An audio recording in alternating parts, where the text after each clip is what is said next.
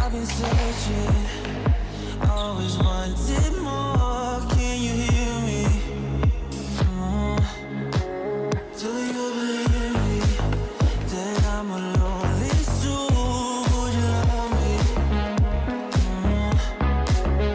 I've been searching, always wanted more. Can you hear me?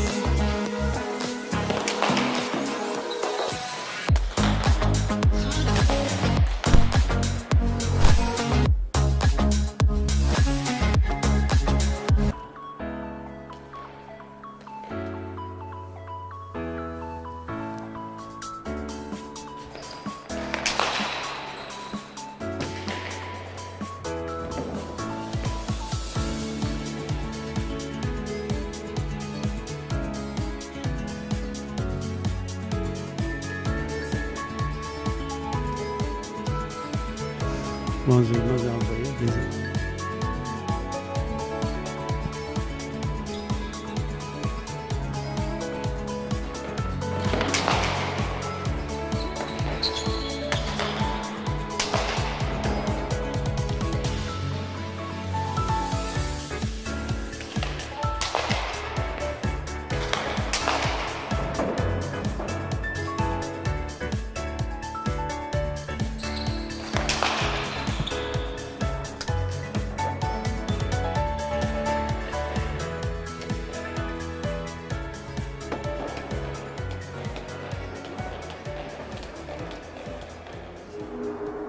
Do you believe me? Do you believe me?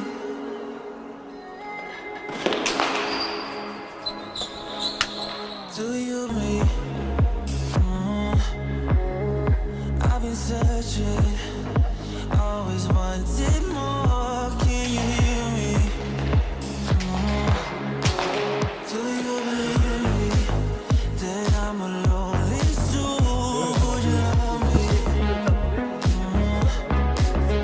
I've been searching, always wanted more. Can you hear me?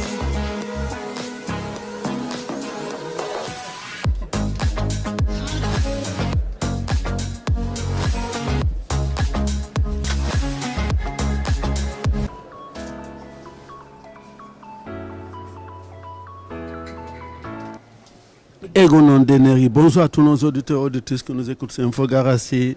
On est en direct aujourd'hui au Trinquet-Garate de Saint-Jean-Pied-de-Port pour le championnat du Pays Basque amateur, première série qui va commencer là. Monsieur le juge est là, les pilotaris sont prêts.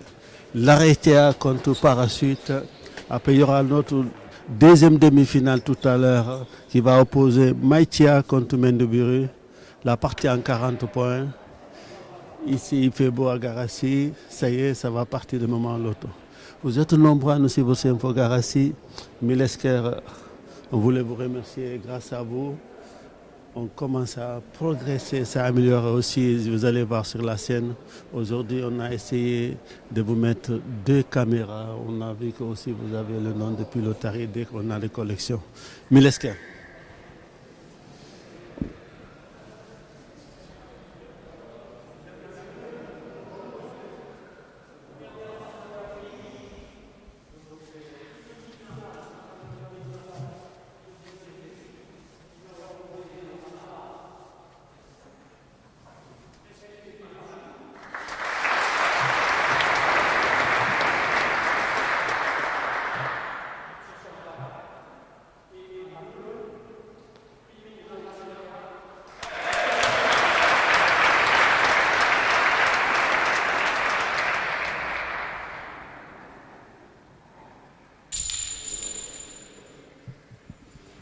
Voilà, on est désolé, on n'a pas mis mettre en basque Xassoua, on a mis Xassou parce que c'est très long. Donc excusez-nous, hein, donc voilà, on a mis les équipes Alzari. C'est un peu... Milesker.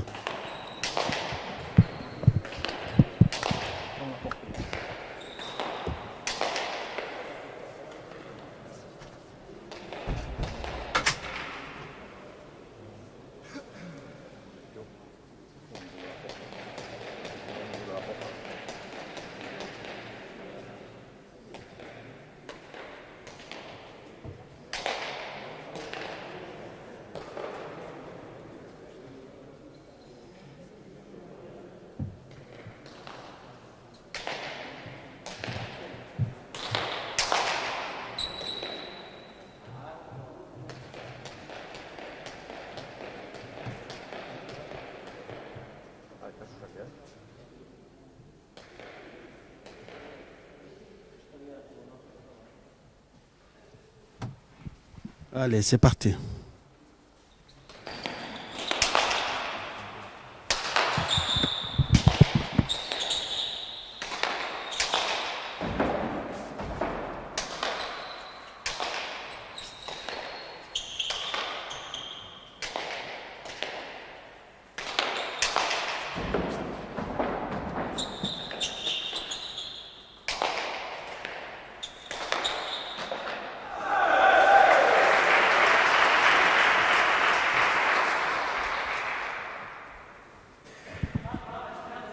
Un à 0 pour l'Aretia qui mène 1 à 0.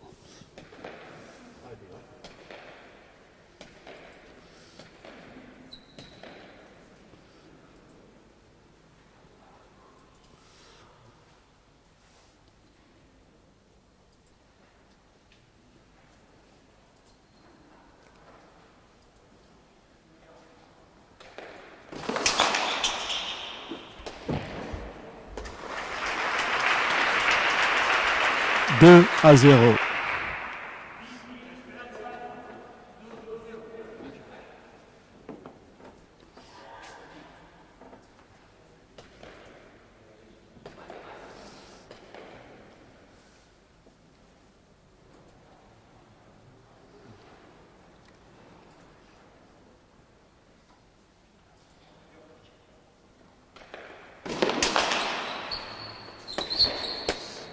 Trois à 0.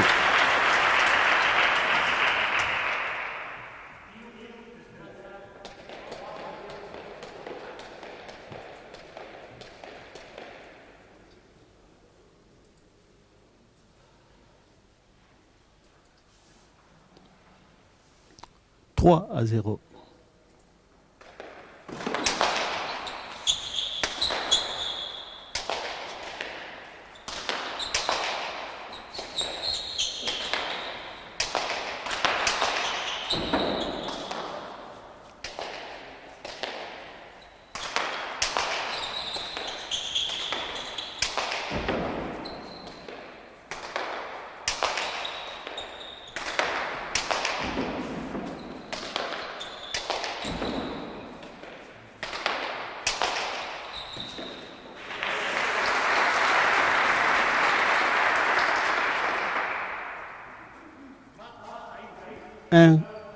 Un à 3.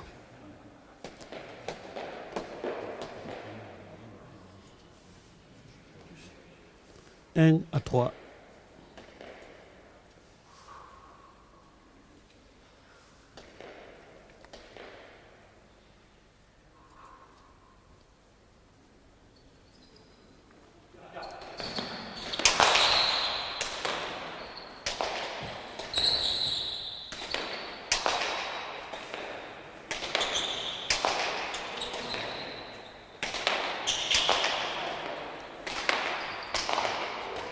Deux à 3.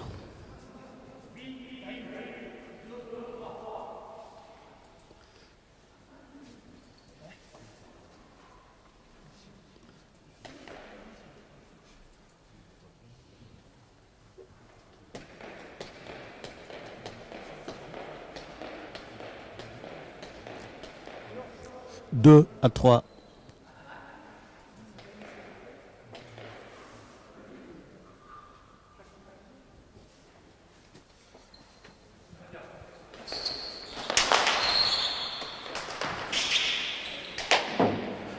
Ados, égalité, 3 partout.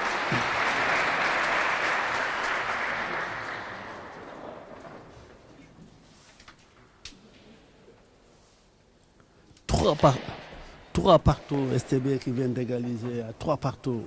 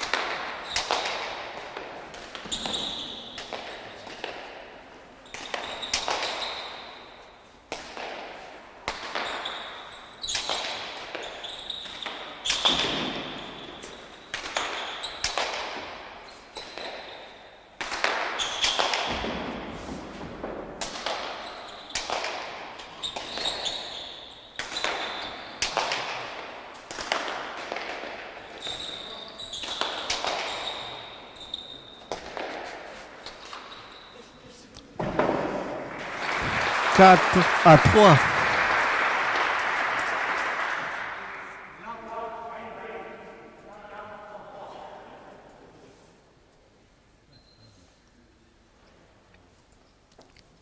Quatre à 3.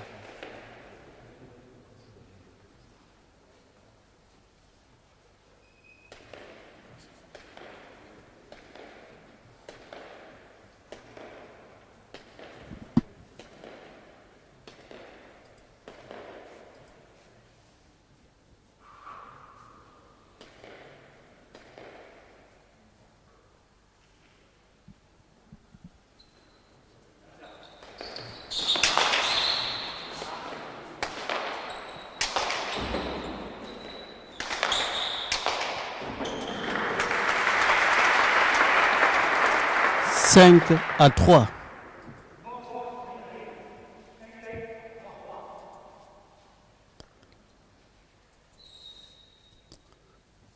Avoir été mené 3-0. STB revient 5-3.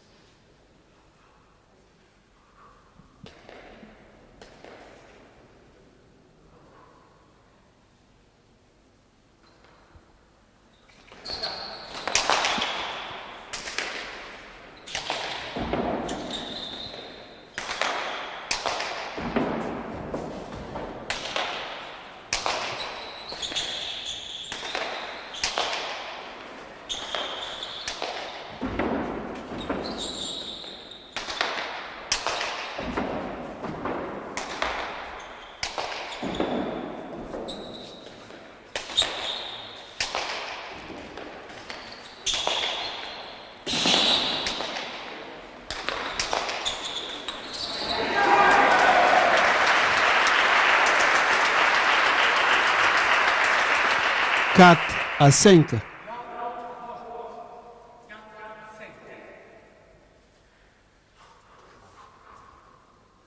Quatre à 5.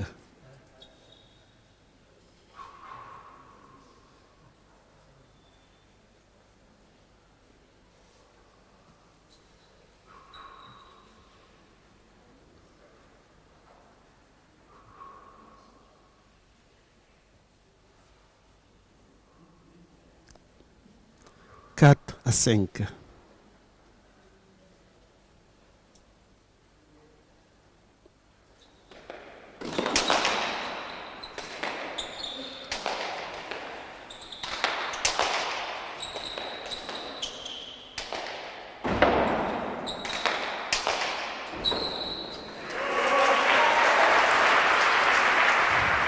Ados, 5 partout.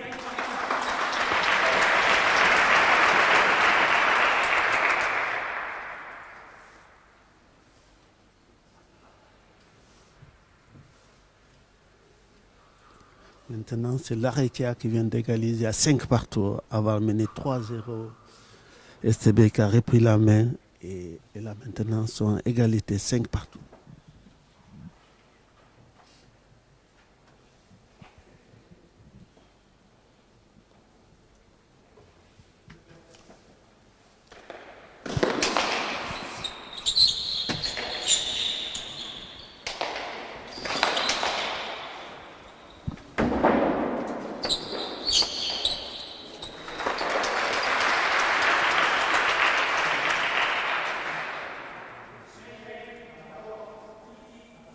Six à 5.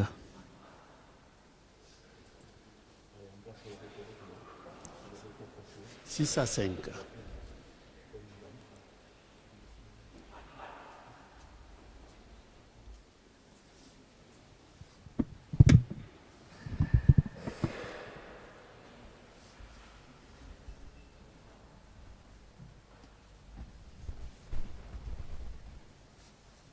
Six à 5.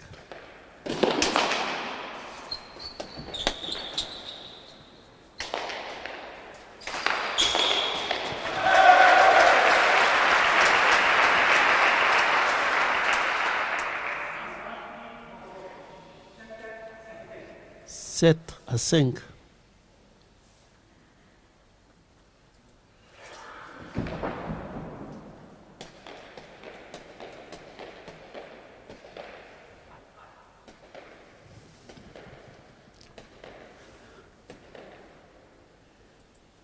Sept à 5.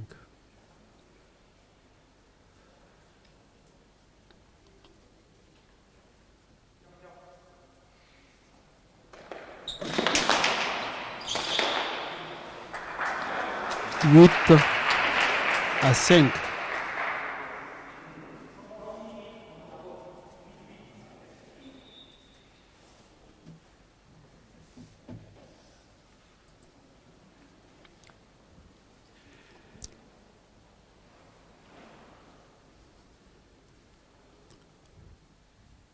Huit à 5.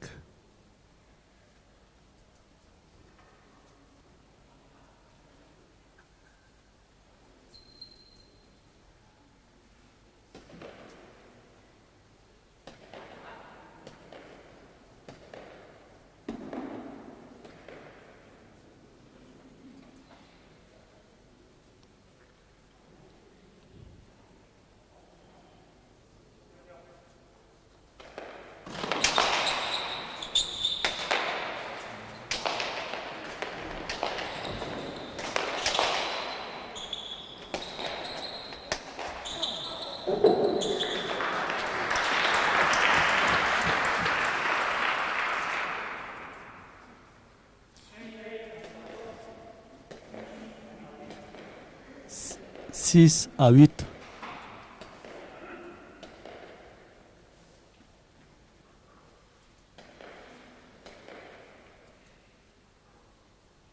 Six à 8.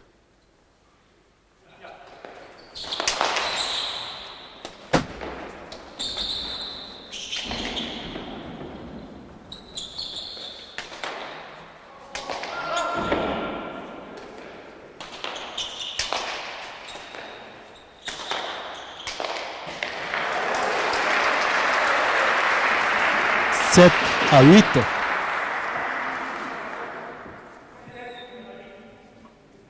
Sept à 8.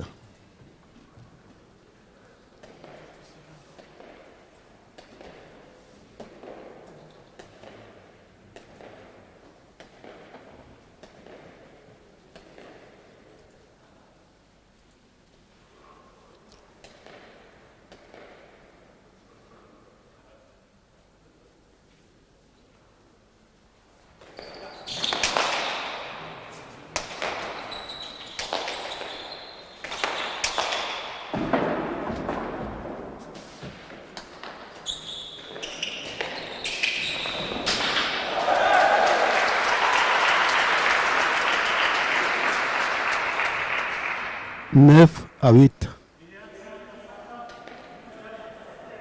Pardon, 9 à 7.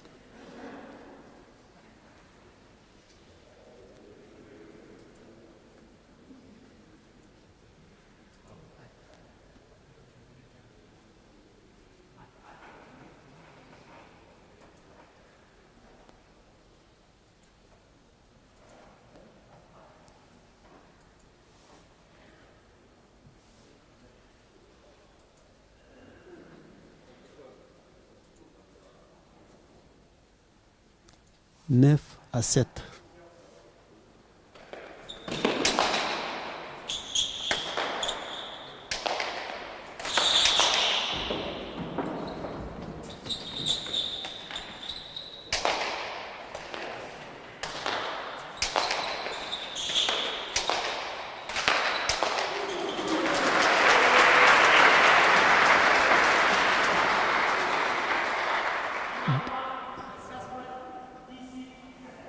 Dix à 7.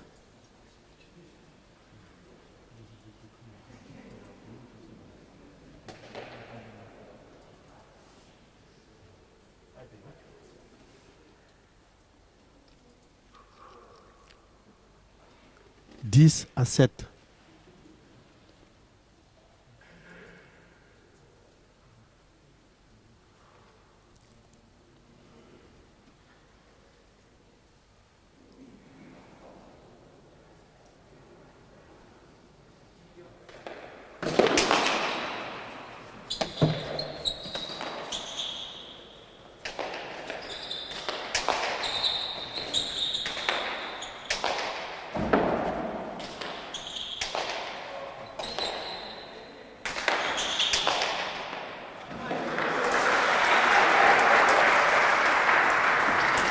8-10.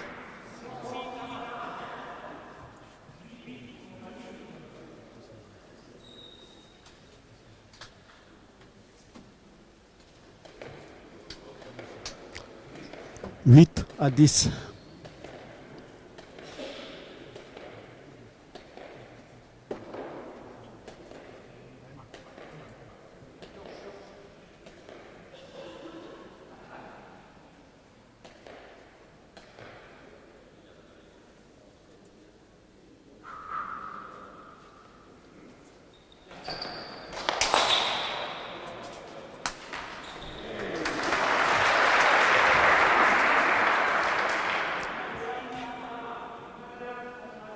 Neuf à 10.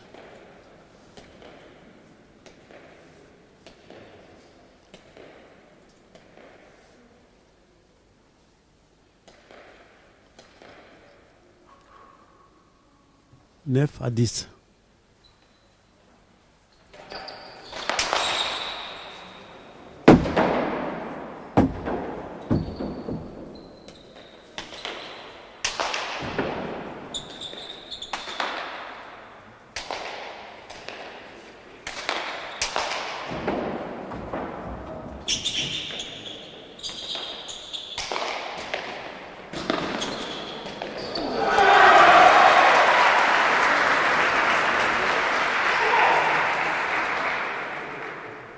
Onze à 10. Pardon, 11 à 9.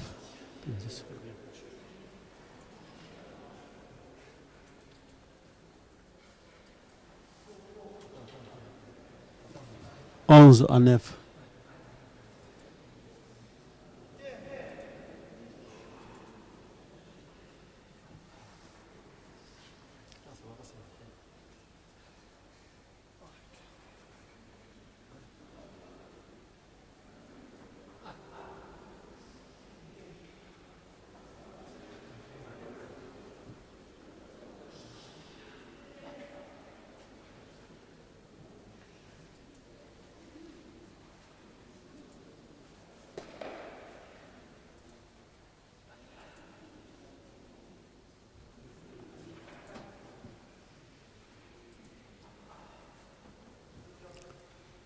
Onze à 9.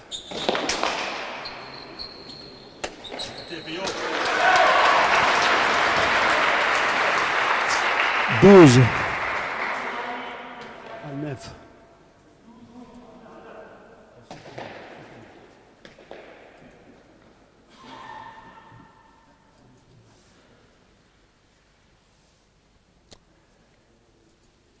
12 à 9.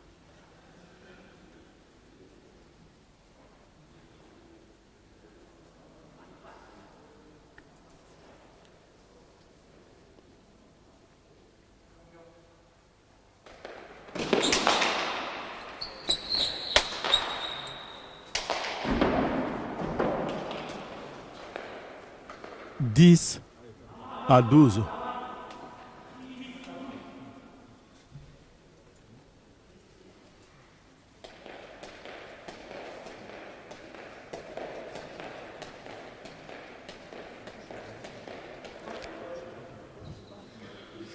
10 à 12.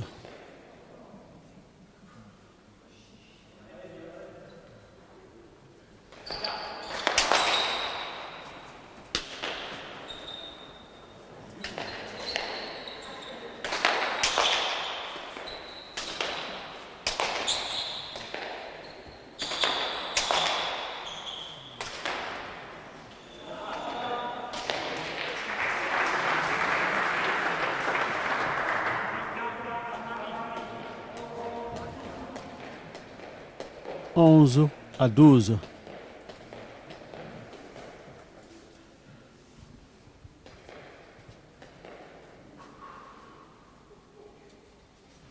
11 à 12. Ados, 12 partout.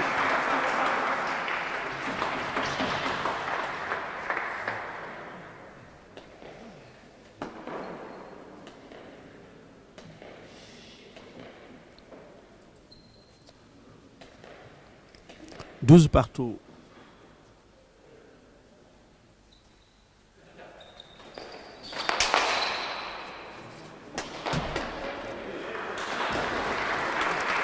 13-12.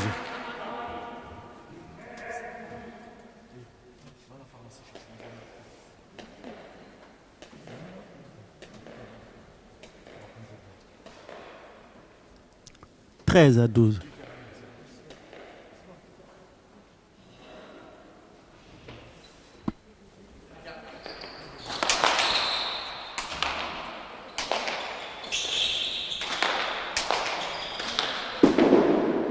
14-12.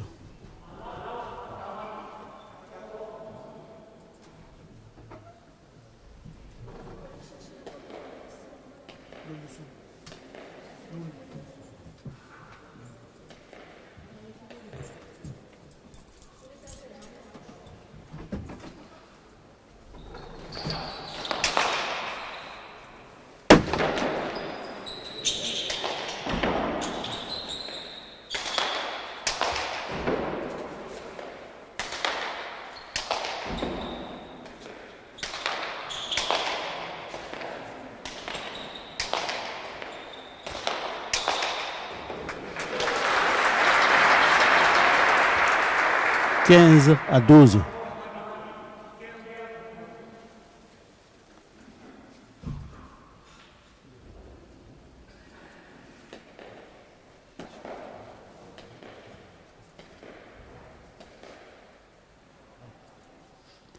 15-12.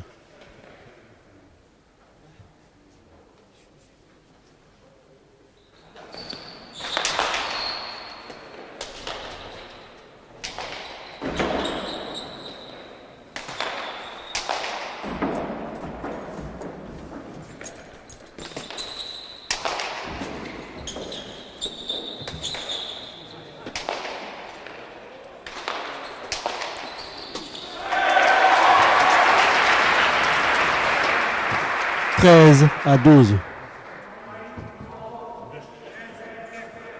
Pardon, 13 à 15.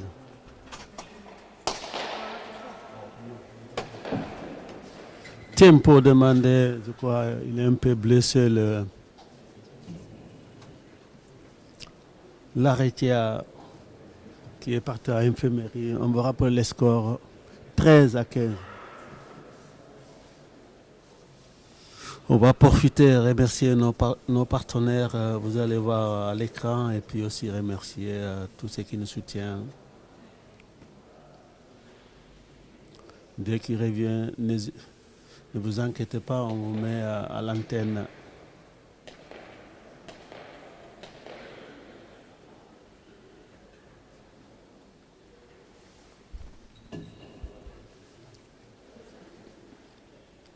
« 13-15. On attend l'arrêté qui est parti à l'infirmerie. C'est bon.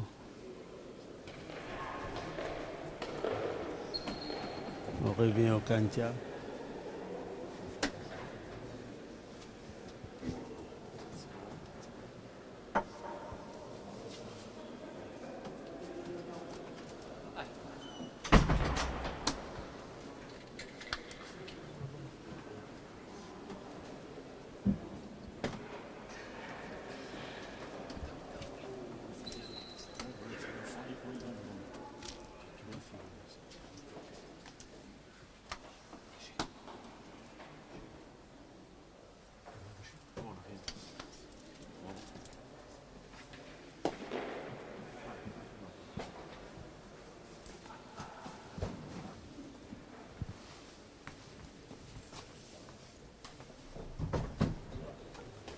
13-15. »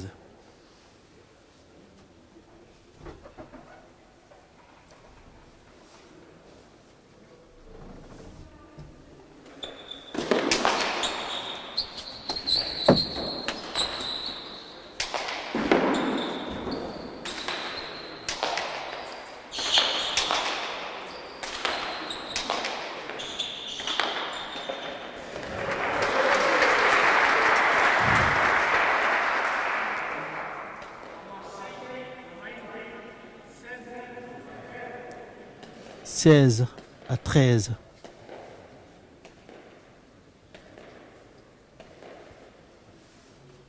16-13.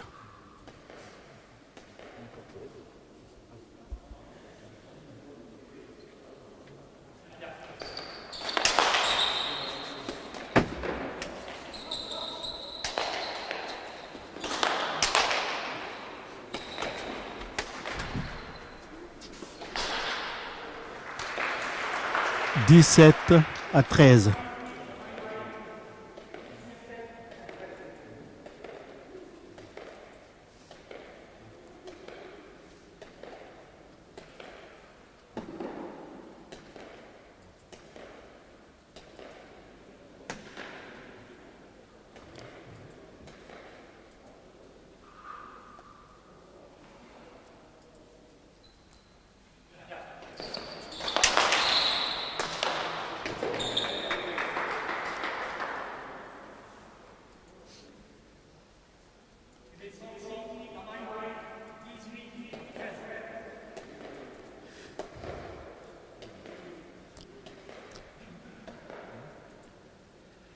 (18-13) pour STB Parachu contre PO Laretière.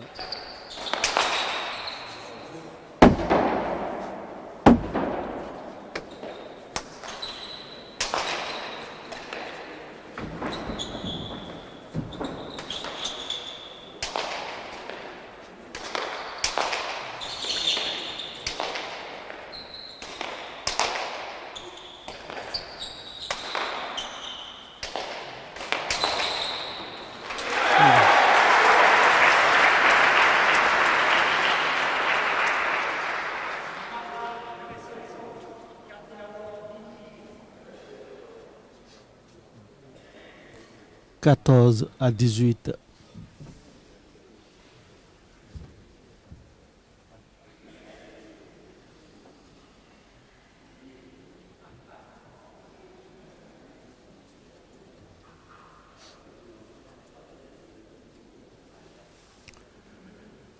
« 14-18. »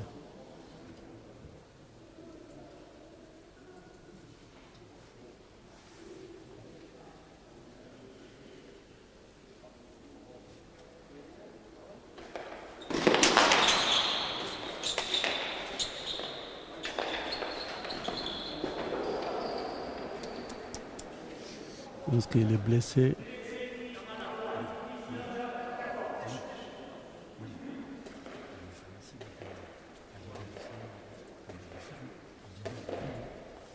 19-14. »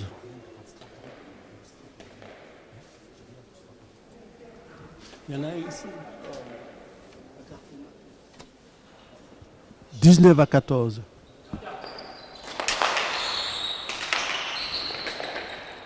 20-14. «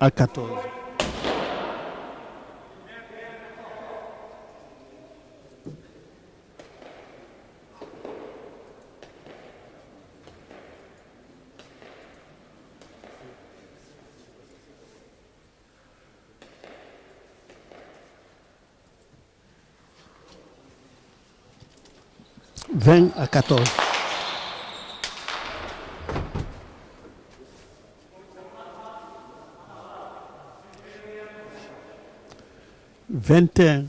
21-14.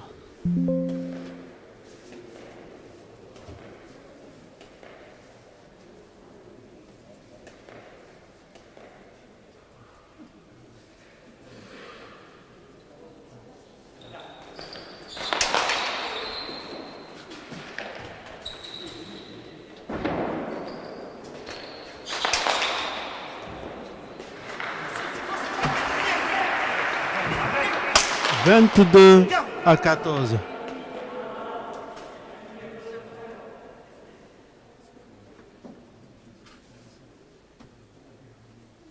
22-14.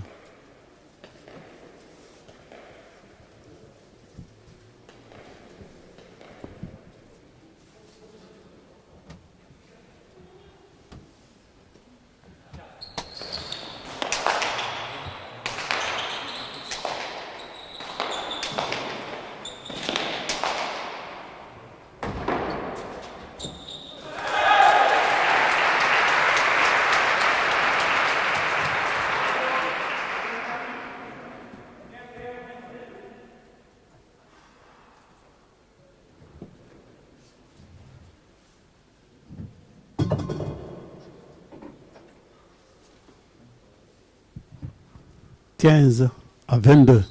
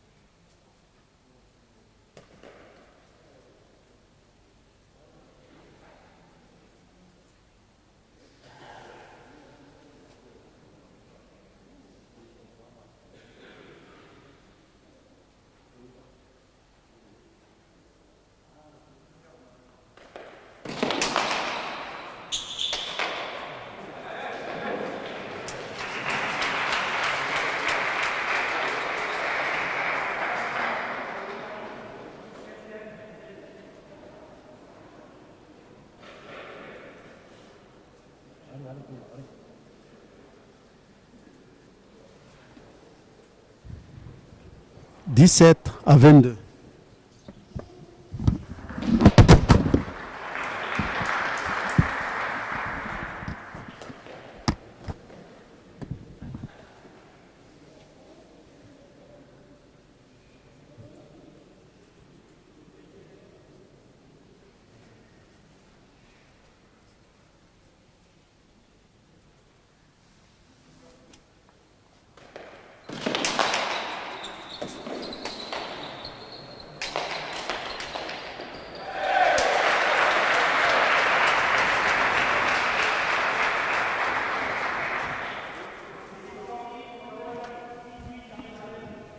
18 à 22. «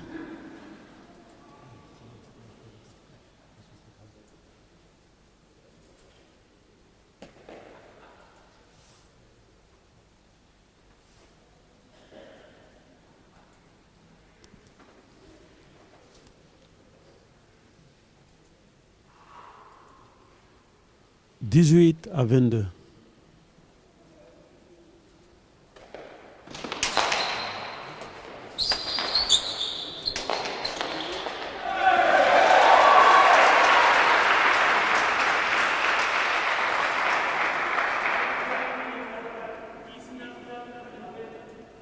19 à 22.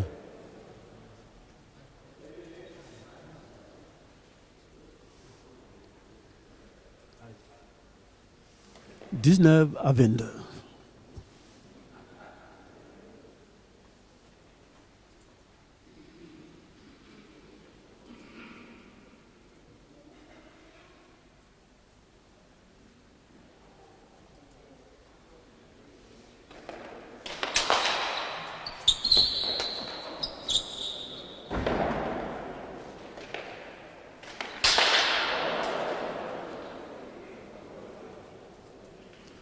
23 à 19. »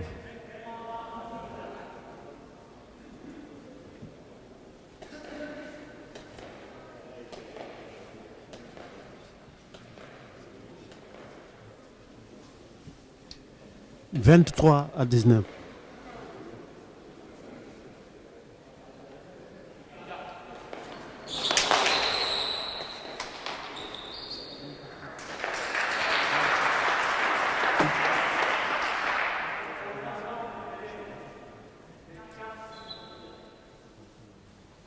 24 à 19. 24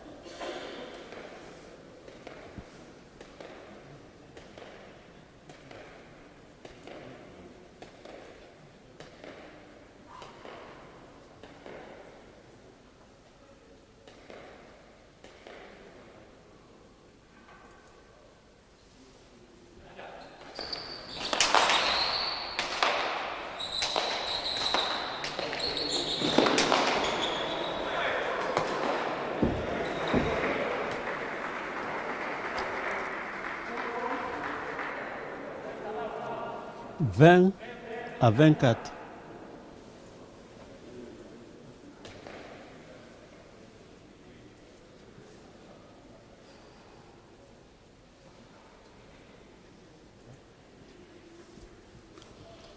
Vingt à 24.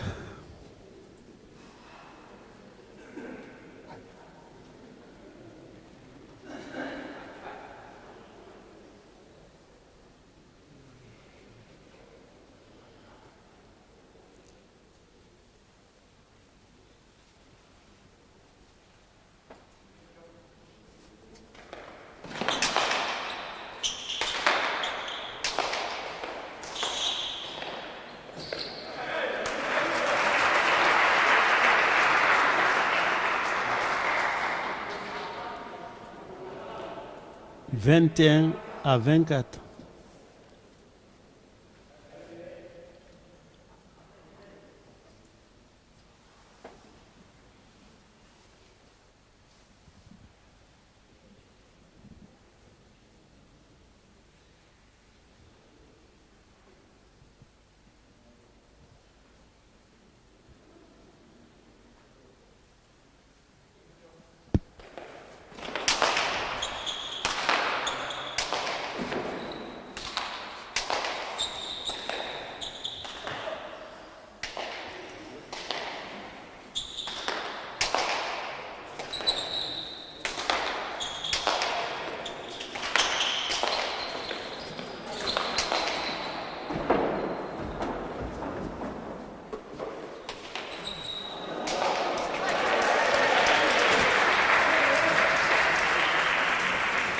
Vingt-cinq à 21.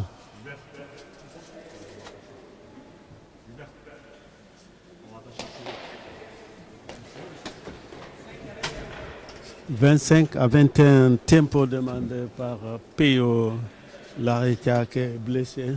En attendant, on va mettre nos partenaires sur l'écran. N'allez pas trop loin. Ils sont allés juste à l'infirmerie, ils vont revenir tout de suite. Milesker.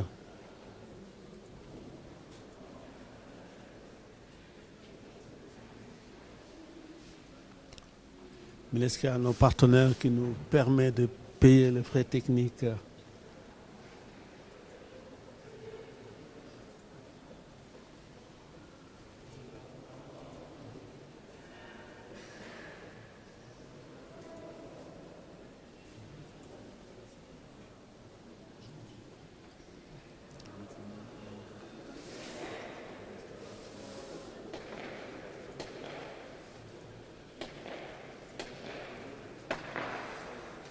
L'arrêtia qui est un peu blessé, donc ils sont allés à l'infirmerie. Ils ne vont pas tarder à revenir.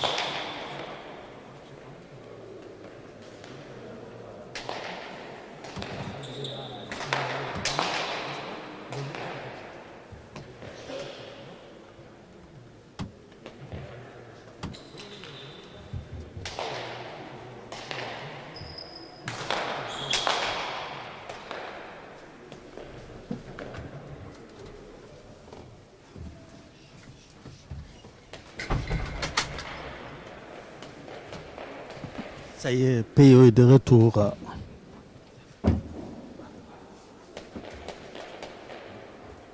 « 25-21.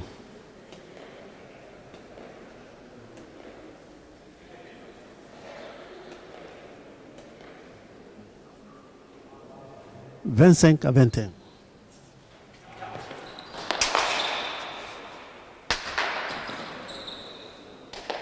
26-21.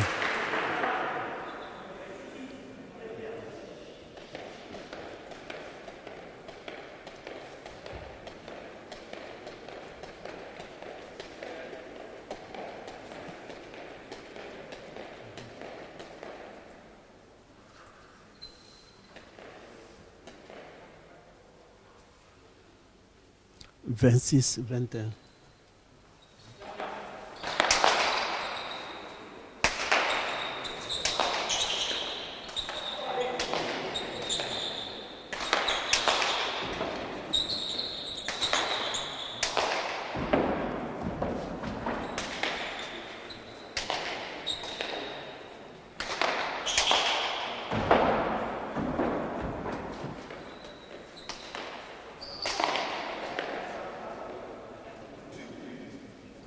« 27-21. »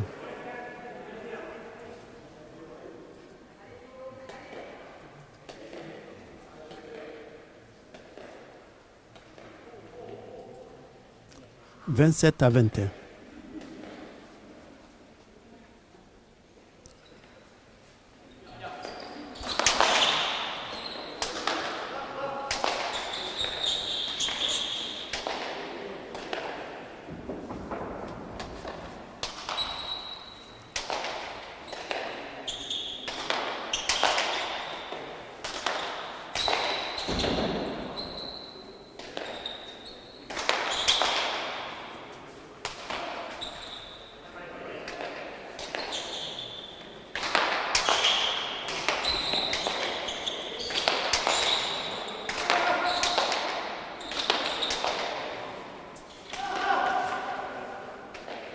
'Falta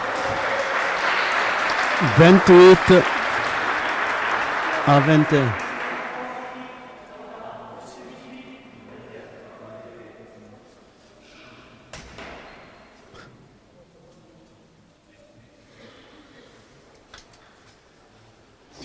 28-21.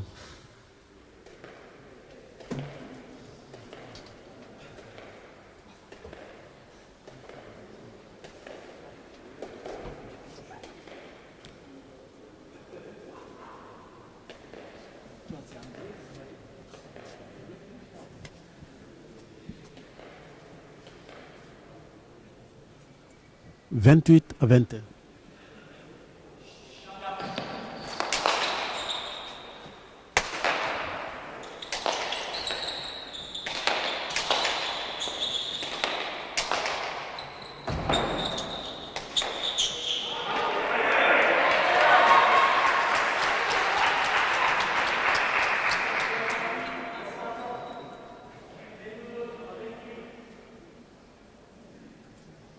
22-28. 29-22.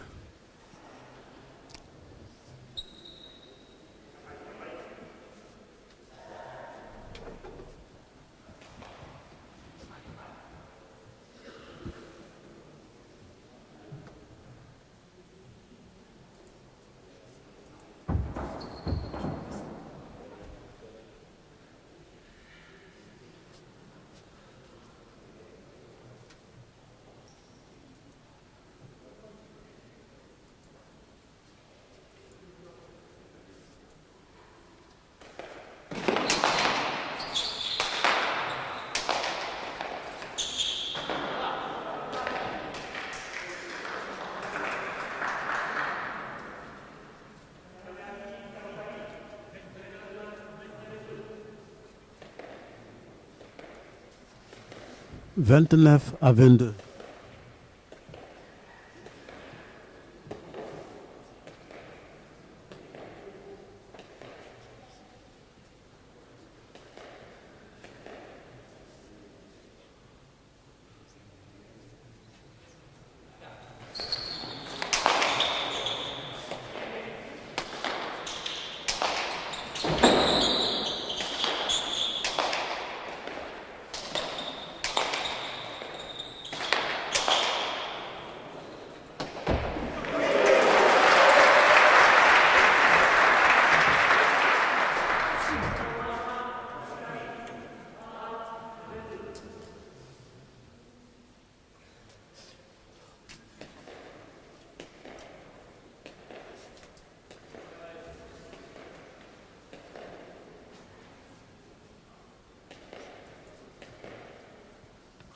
30-22.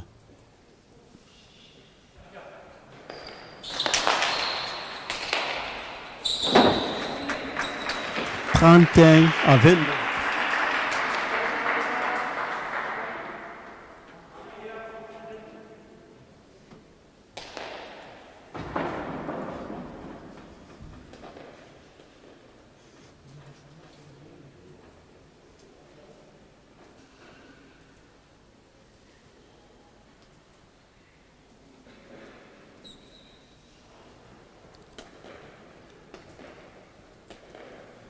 31-22.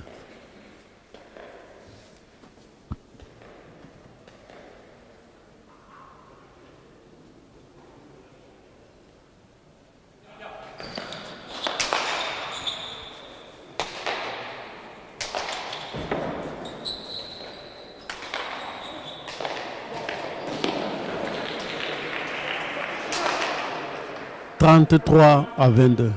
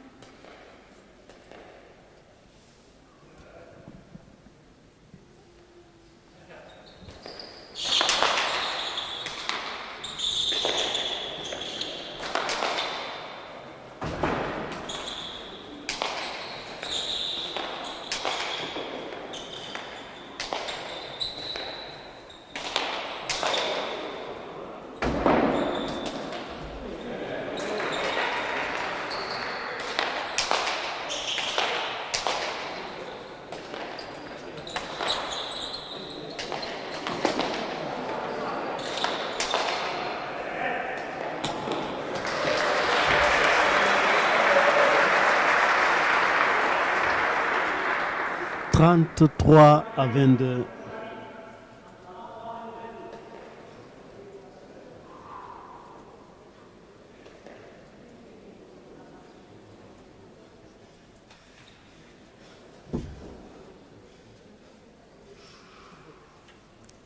33-22. On salue Pampi qui est tout le temps fidèle ici au Trinquet Garat, qui aime aussi toujours la pelote. Pampi qui est en haut.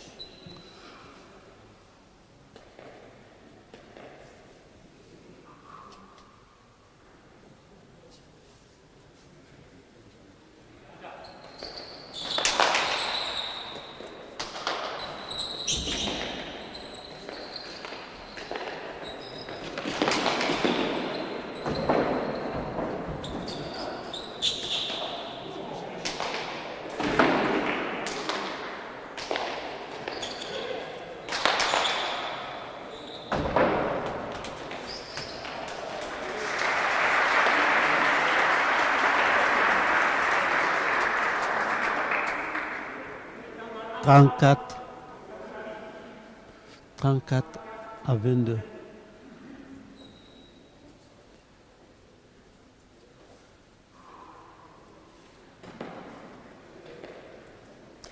34-22. Il y aura la deuxième demi-finale du championnat du Pays Basque, deuxième série entre Maïtia et Mendeburu.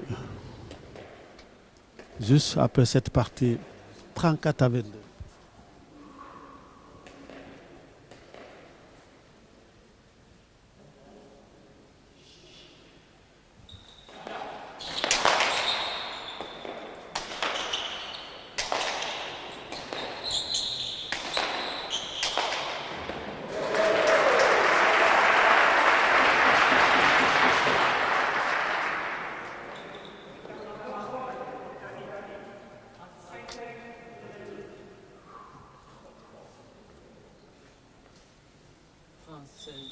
35-22.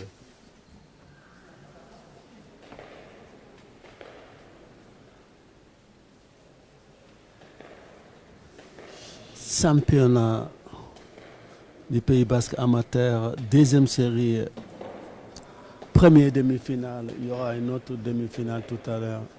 Les finales se jouent ici dimanche prochain je pense.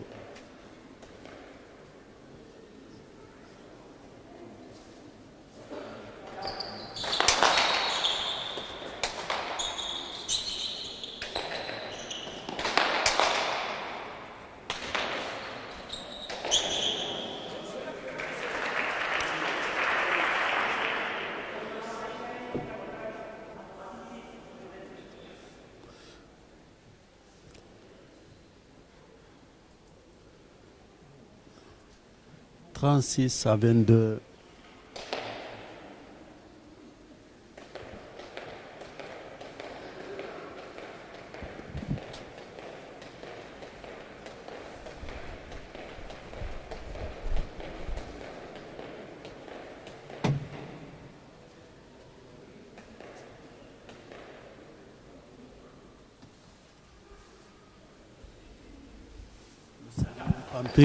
Nous saluons Pampé qui avait travaillé avec nous ici, vous l'avez vu sur l'écran. «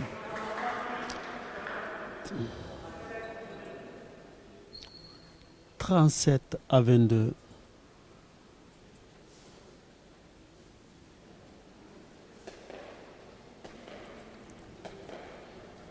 « 37-22.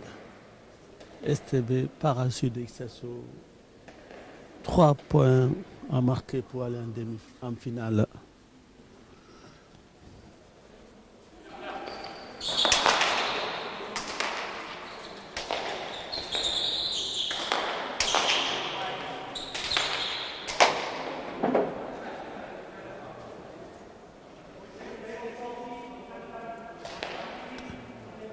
« 38-22. »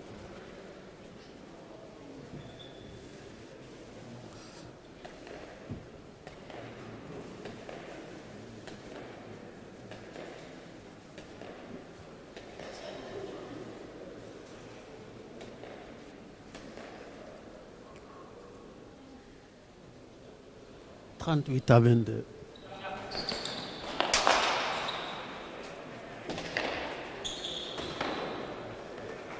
« 39-22. Askina Anodia. «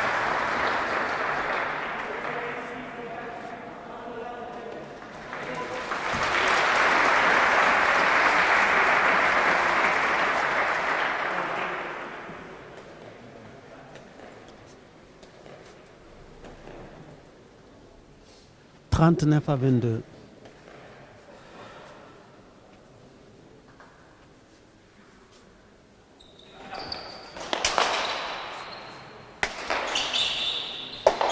Ça y est, la partie est finie. Victoire d'STB Parachute 40-22. On va aller voir le dépiloterie. Restez avec nous. Il y aura une autre deuxième demi-finale du championnat du Pays Basque amateur, deuxième série.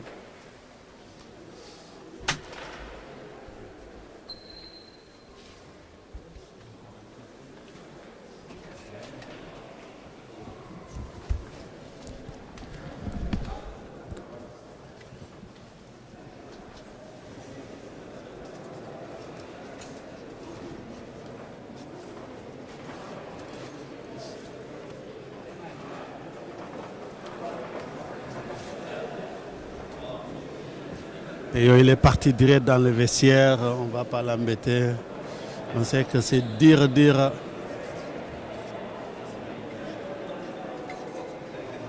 CB avec le coach, c'est son père aussi.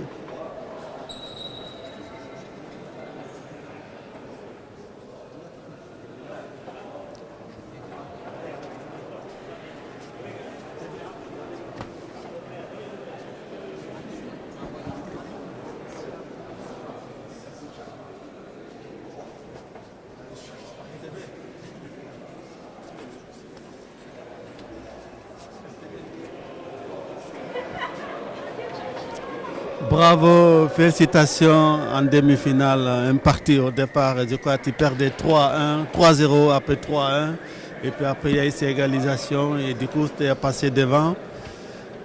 Quelle est ta impression pour cette partie aujourd'hui? Même en face, j'ai l'impression qu'il était un peu blessé, je ne sais pas qu'est-ce qui s'est passé. Quelle est ta impression? Mais avant la partie, on avait joué en poule contre. Ça avait été une partie un peu.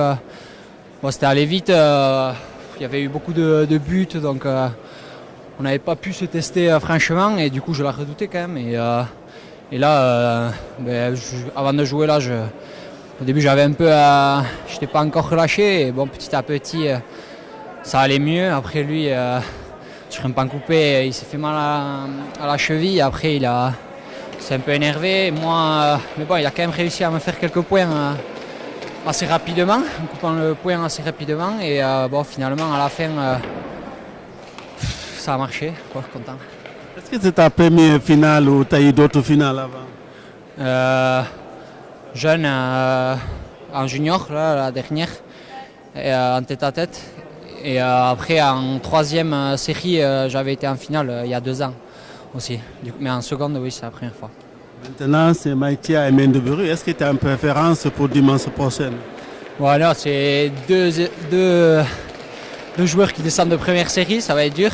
Ils ont l'habitude de jouer à ce niveau-là et bon, on verra. J'espère que ça va passer, on verra. Est-ce que tu peux nous dire quelques mots ici dans notre langue à nos auditeurs qui nous écoutent? Mais Shiko partidata, Shpilujasi Koutala. Milesker este préparé en finale dimanche prochain ici au Trinquet Garade de Saint-Pierre de Port. Merci, vous qui nous regardez partout dans le monde, on reçoit vos messages.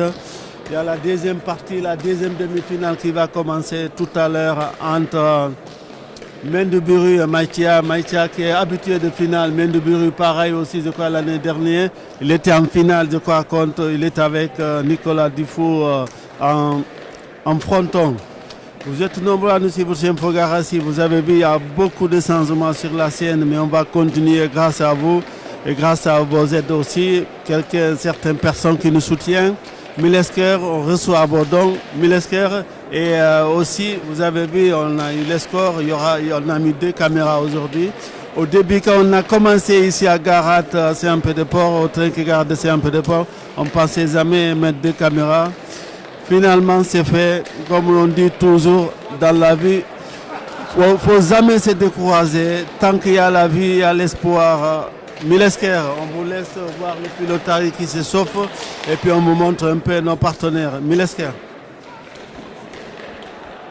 Bonjour.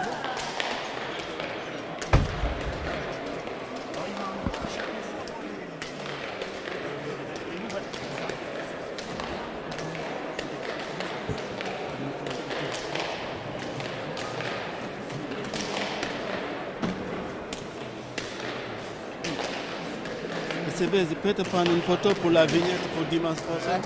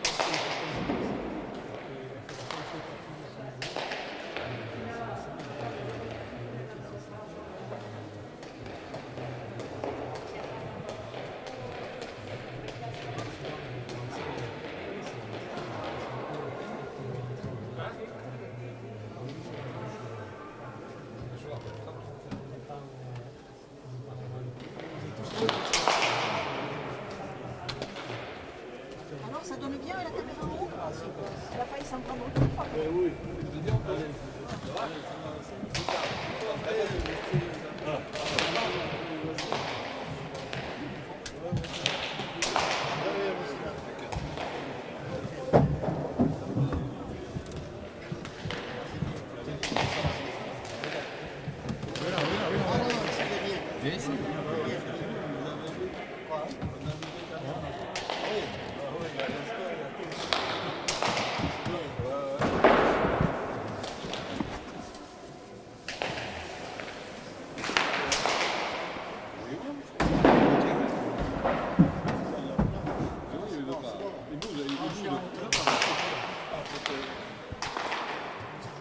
T'as pas de rugby aujourd'hui? Qu'est-ce qu'il y a?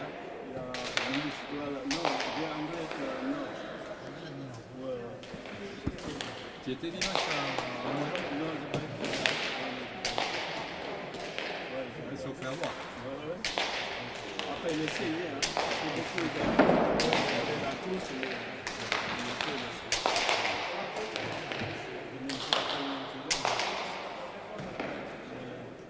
il gagne quand même un peu pour la qualifier.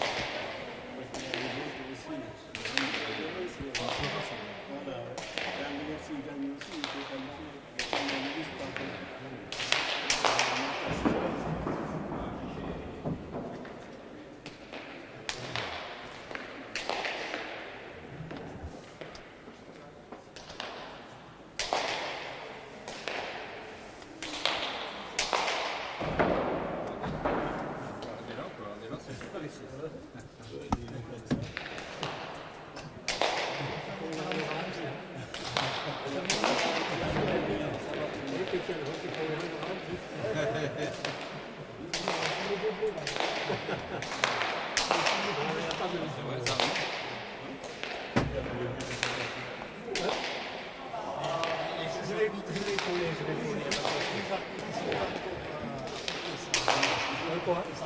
Ah oui, le VAR. Ah oui, oui, oui. Je vais lui faire signe. C'est vrai que quand on juge un peu, c'est pas évident. Quelquefois, oui, on est masqué par le joueur, donc c'est difficile. Mais il faudra choisir l'arbitre du VAR aussi. Oui. Il fait indépendance là. Désigner quelqu'un. Oui, voilà, oui. Ceux qui ne se fait pas compte d'ailleurs. Parce qu'il y a des pelotes très difficiles à voir. Ah ouais.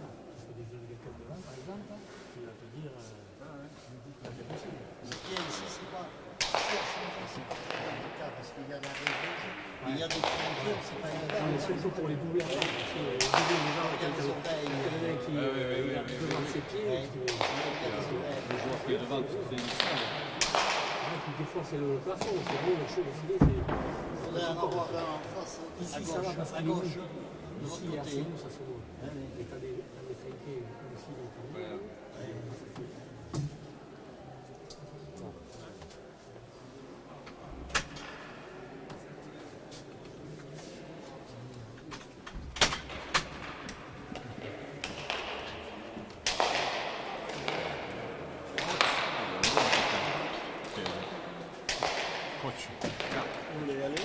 Non, je veux pas. Il est comme ça, lui. Quand il a décidé, c'est plus lui. Voilà, on est de retour pour la deuxième partie du championnat du Pays Basque amateur. Deuxième série entre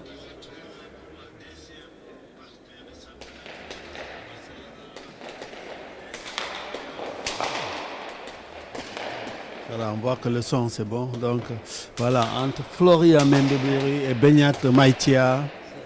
Tout à l'heure, il y a eu victoire de STB Parachu sur 40-22 sur l'Aretia, PO l'Aretia. Donc maintenant, on attend ici la deuxième finaliste entre Maïtia qui était en première série l'année dernière et Florian Mendebiri, la partie en 40 points.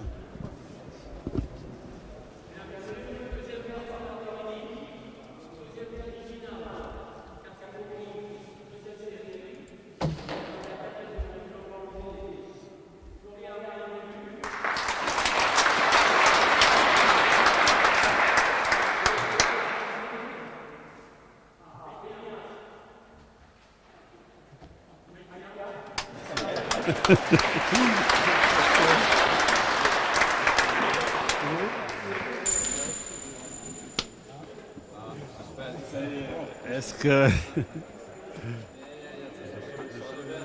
Ça va être...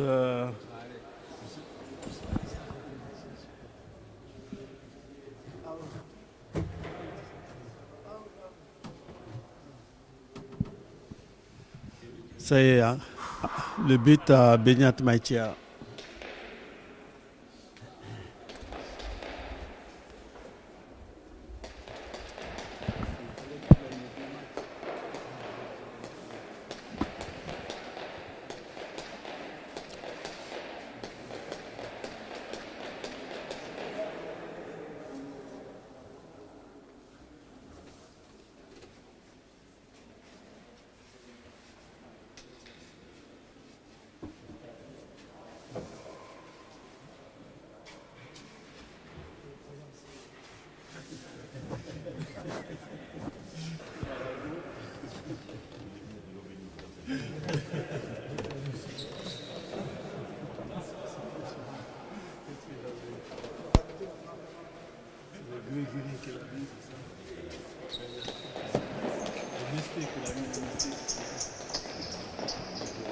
Ça y est, c'est parti. Engagement pour Benyat Maïtia.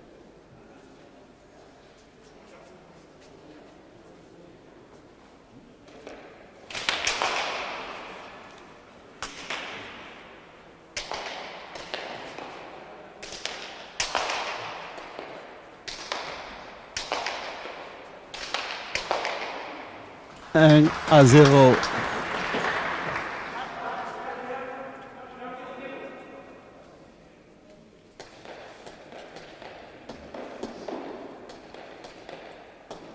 Un à 0.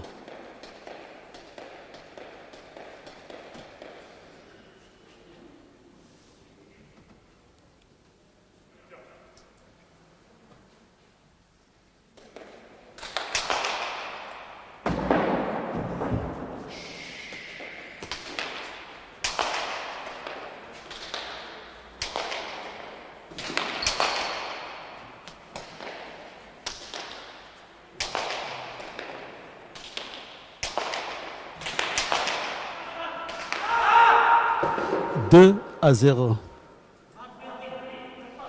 Ah bon? Oui, 2-0. Ça arrive. Benyat, t'es pas content.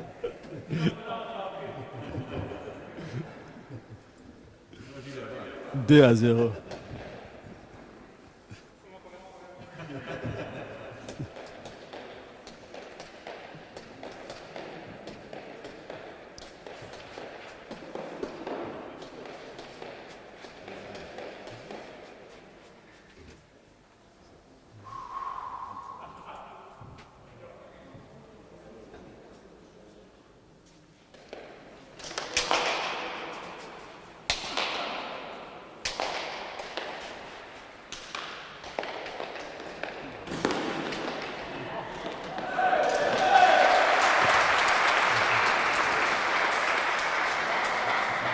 Un à 2.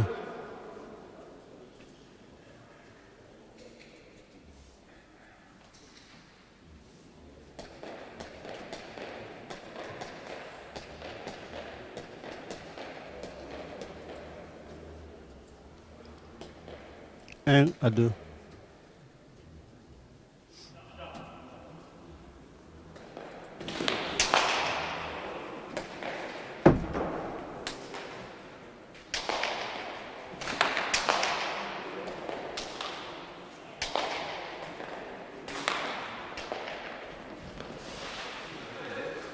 À 12, 2 partout.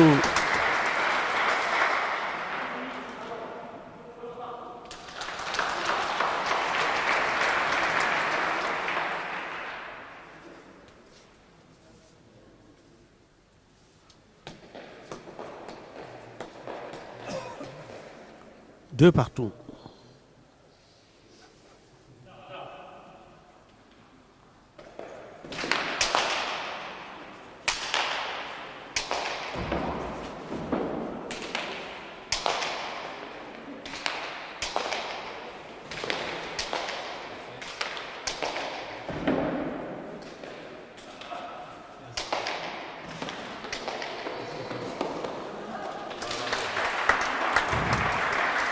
3-2.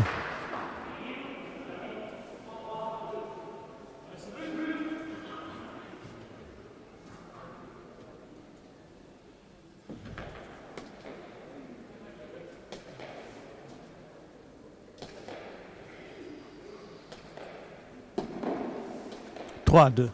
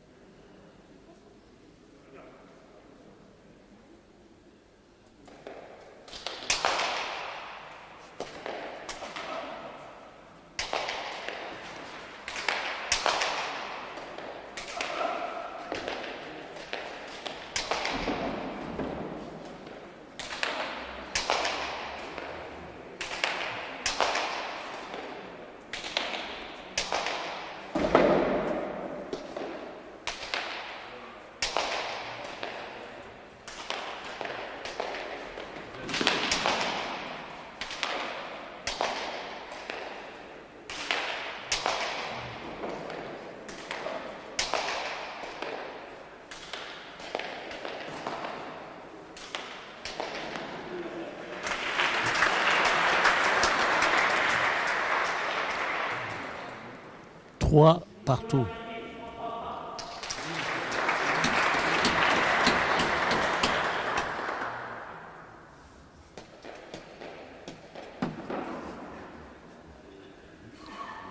Trois partout.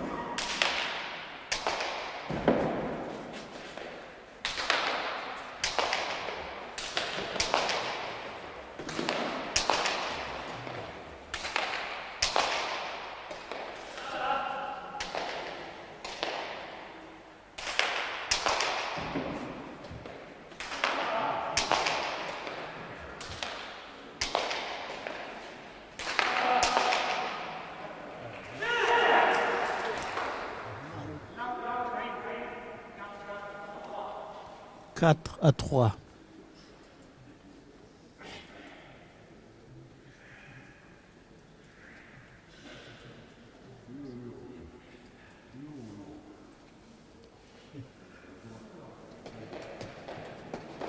Quatre à trois.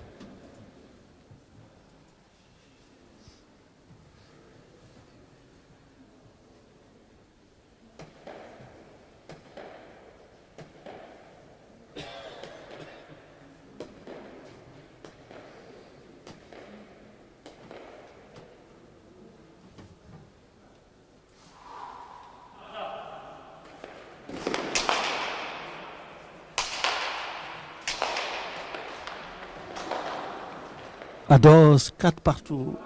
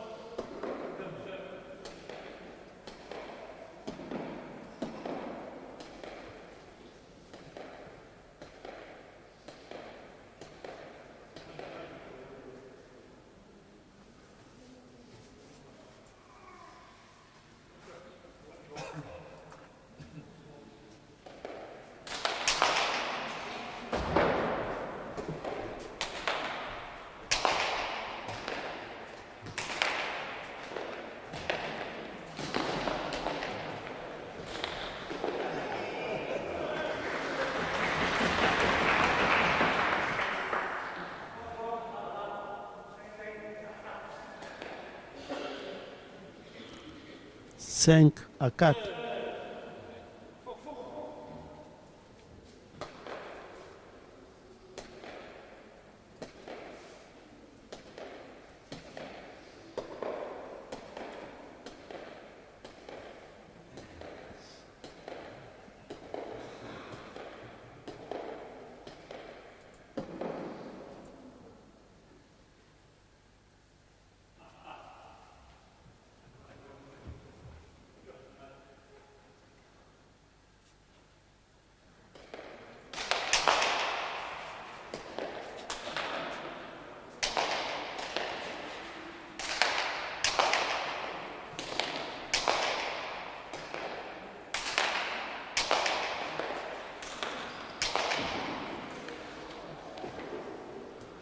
5 partout.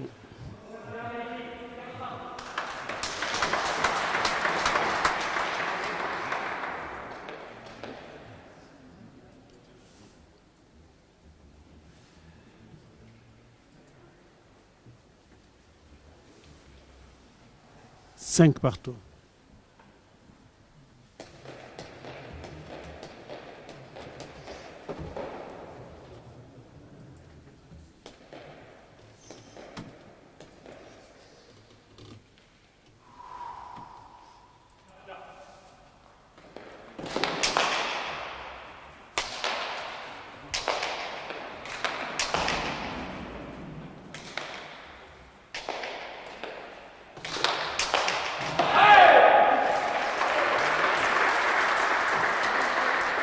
Six à 5.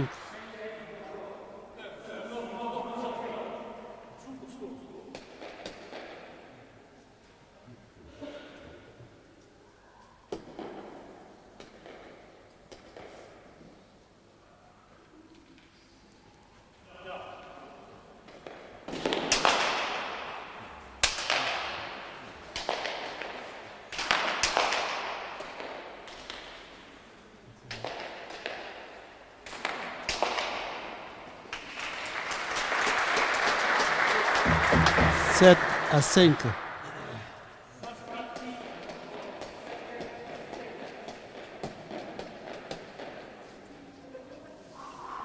Sept à 5.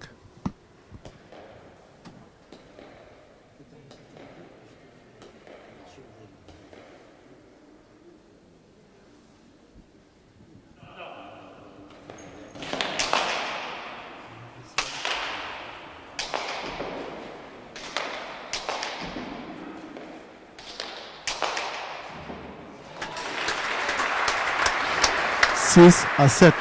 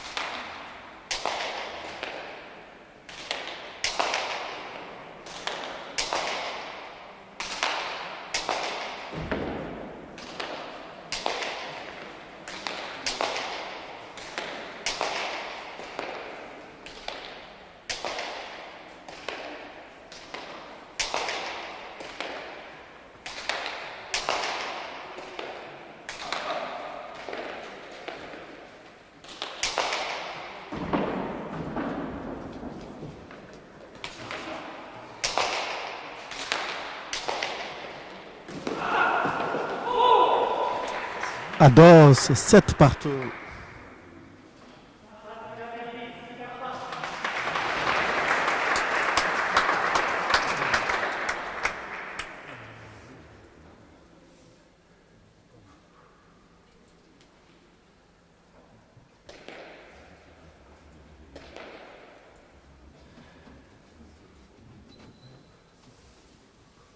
Sept partout.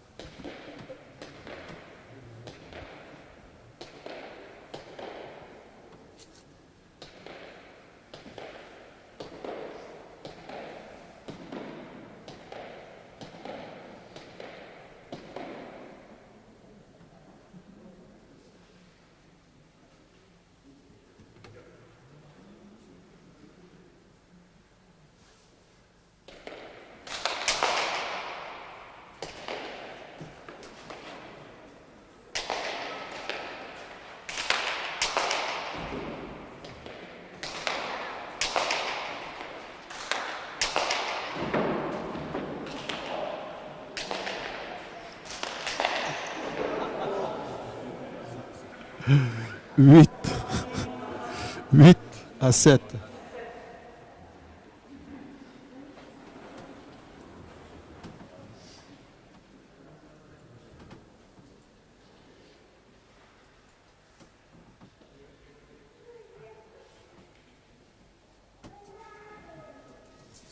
Huit à 7.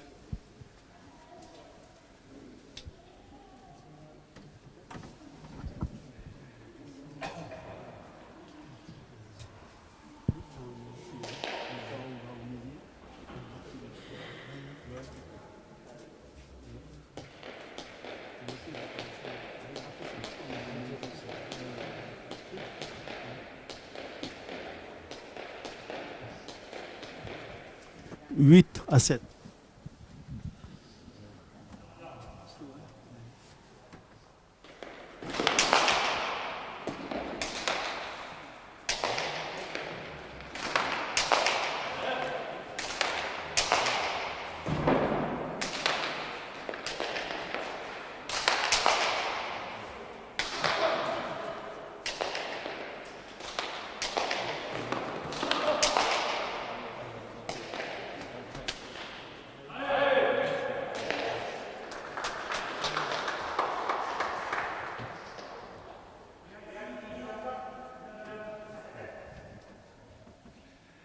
Neuf à 7.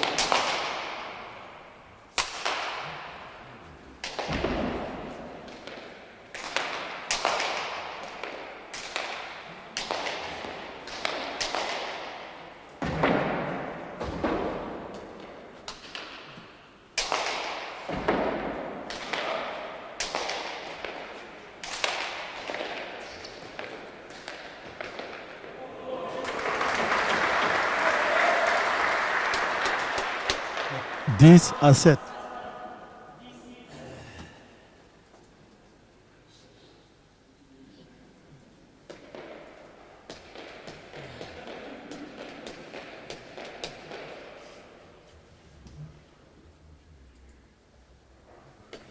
Dix à 7.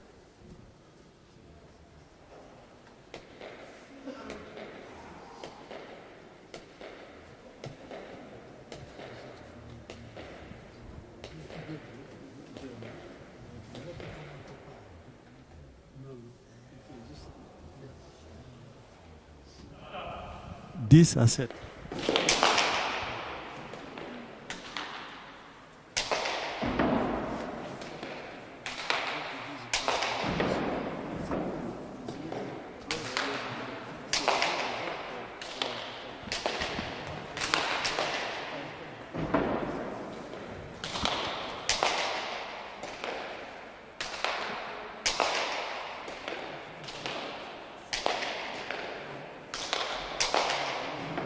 Hey.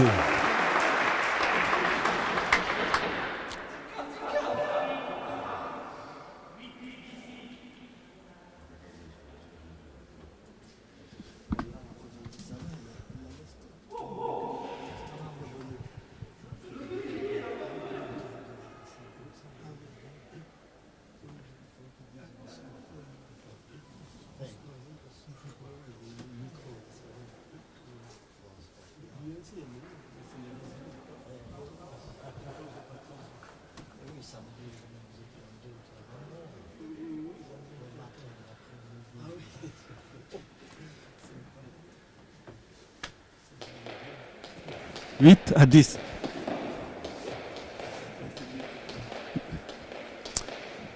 Benyat Maïtia 8, Florian Mendebury 10.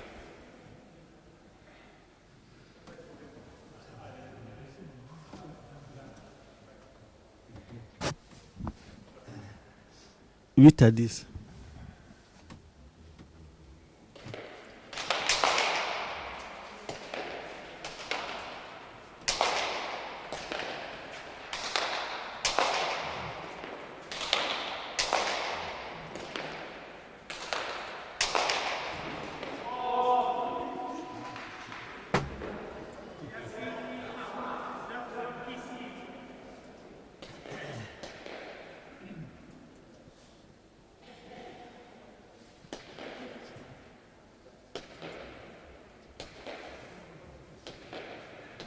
Neuf à 10.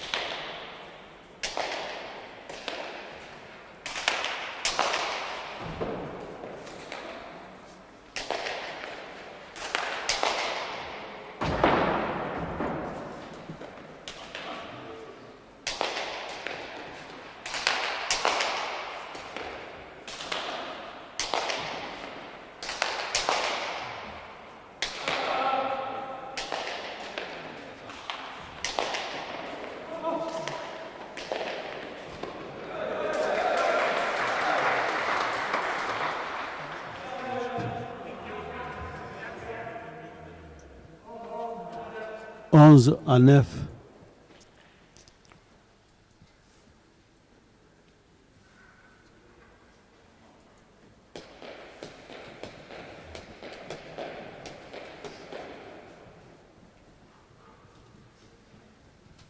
Onze à 9.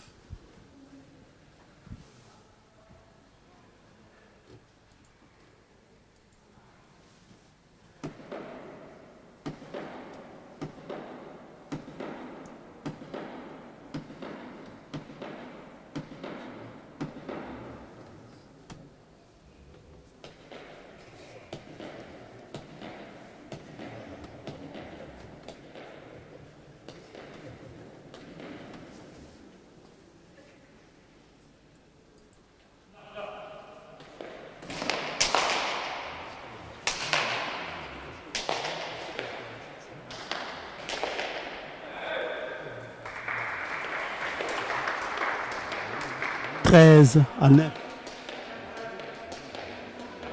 12 à 9.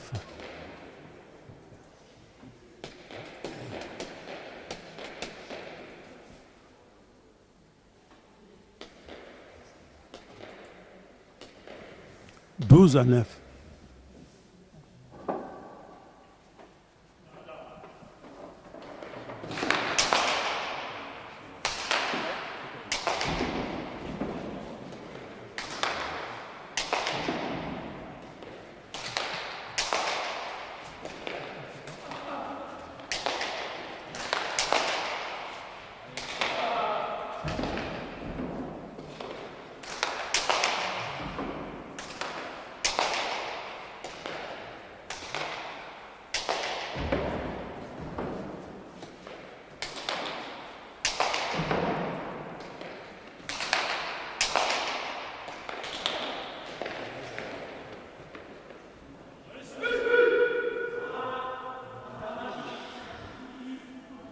Dix à 12.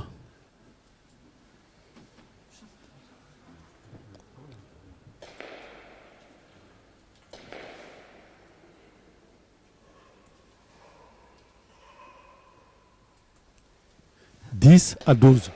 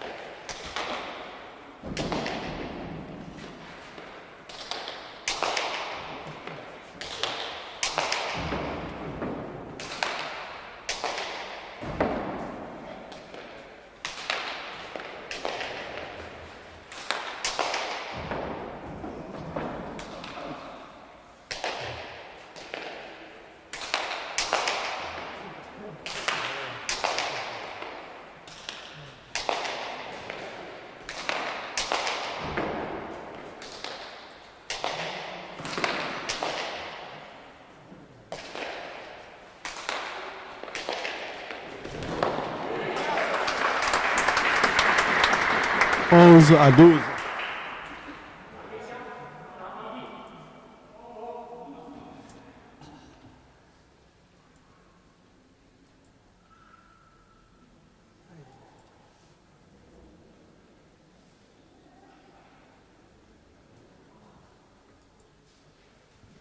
Onze à 12.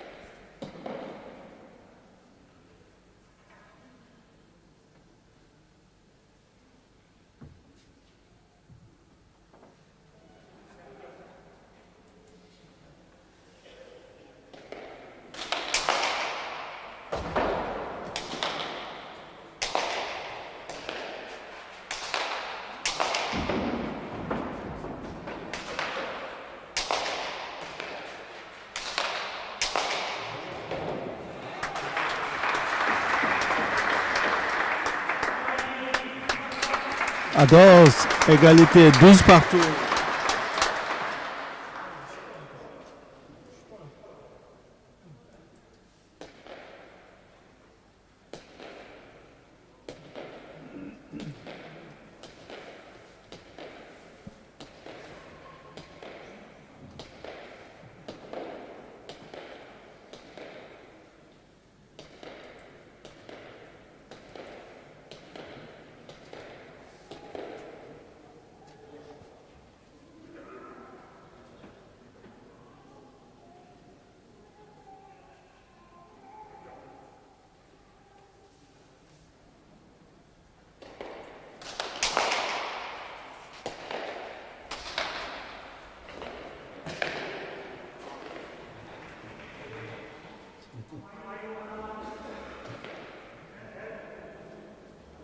Treize à 12.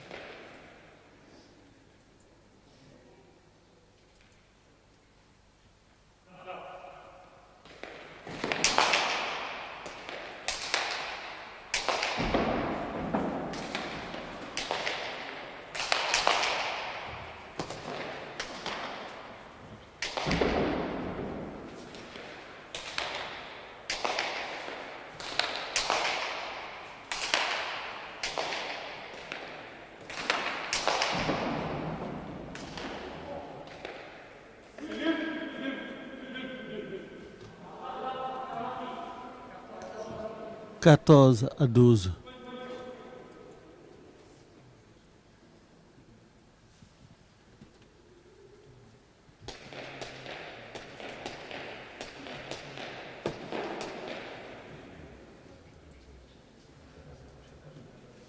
Quatorze à 12.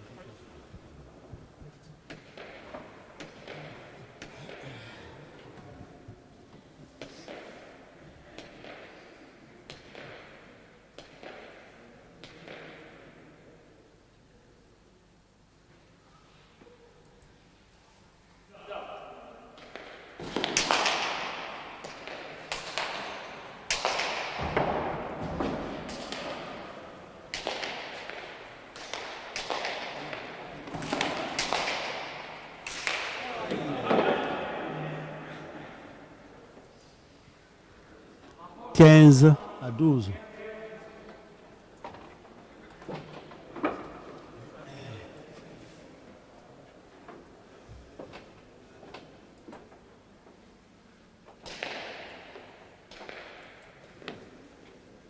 Quinze à 12.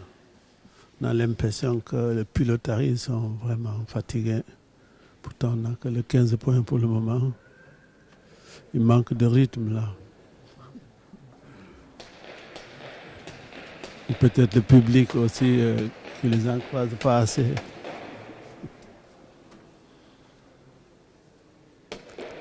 « 15-12. «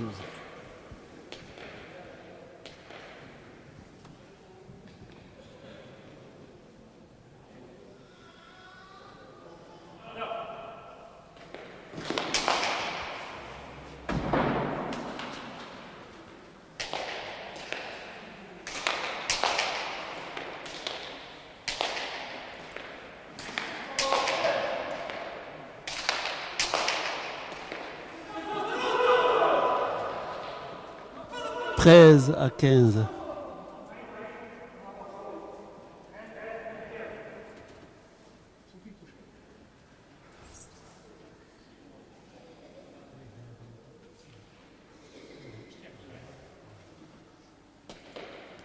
« 13-15. »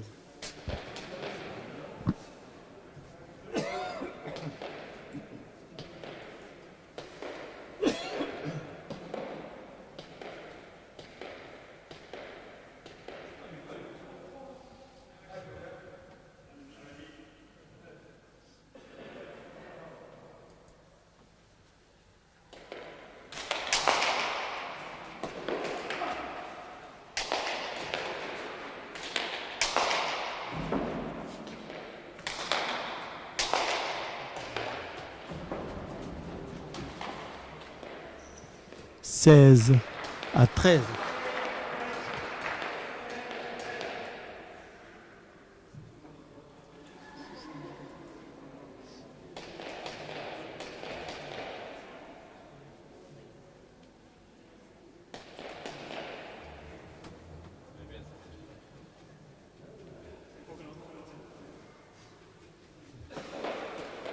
« 16-13. »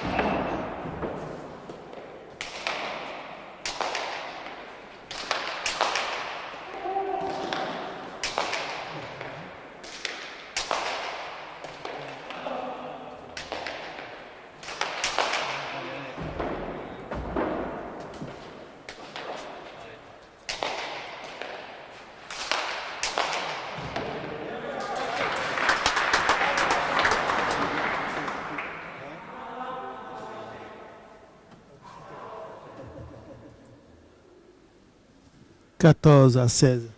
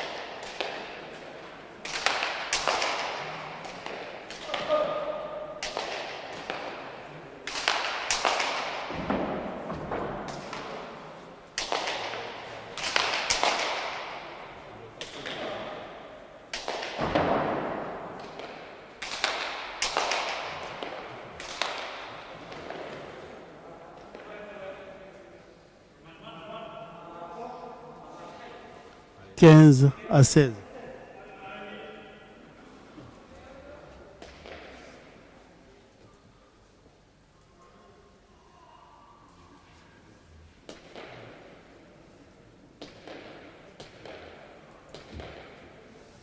Quinze à 16.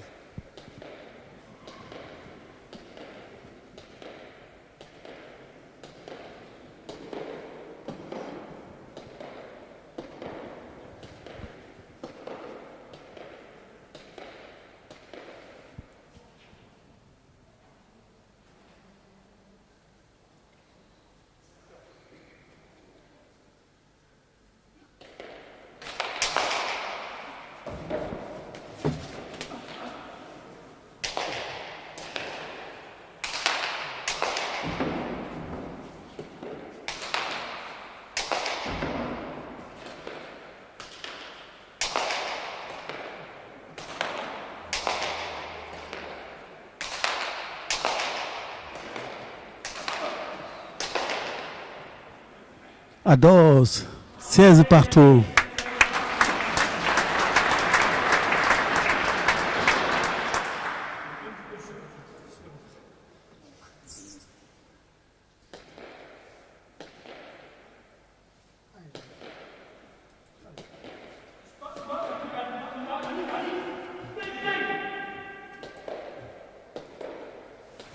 Seize partout.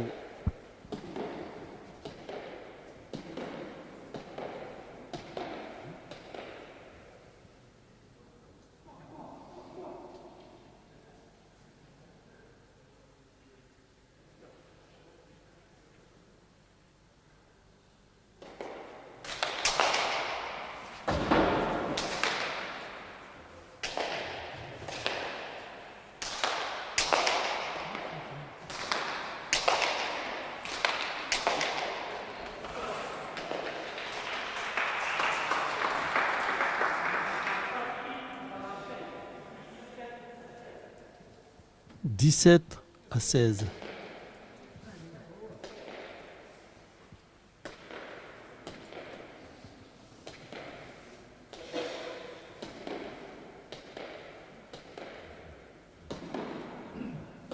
Dix-sept à 16.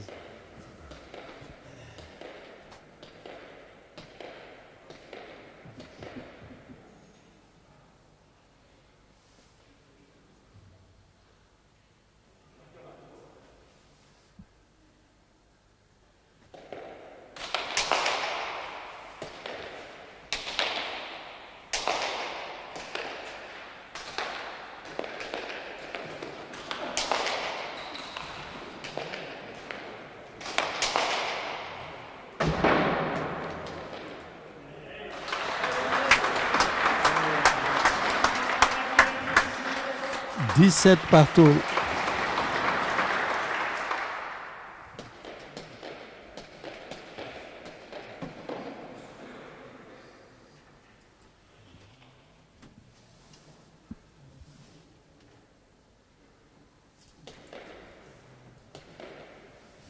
Dix-sept partout.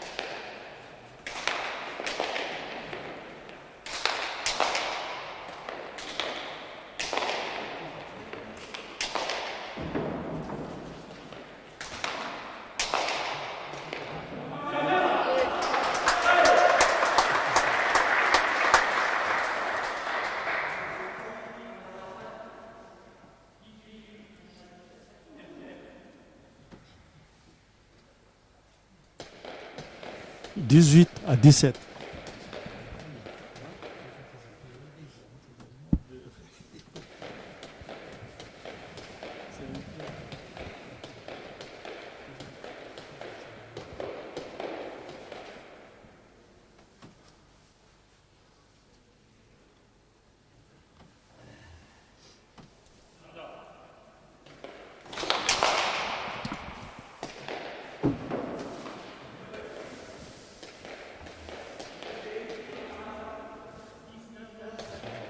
19-17.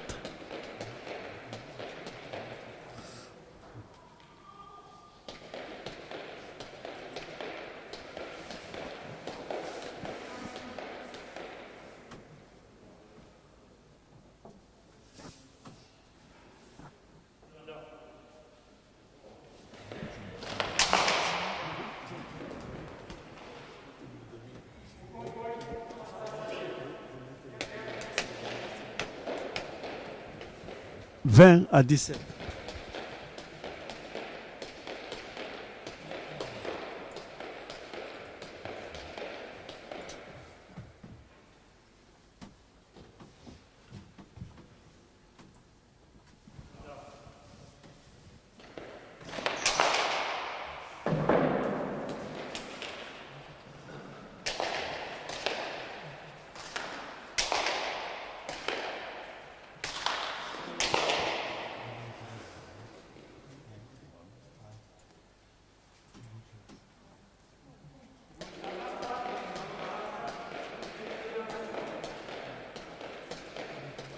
21-17.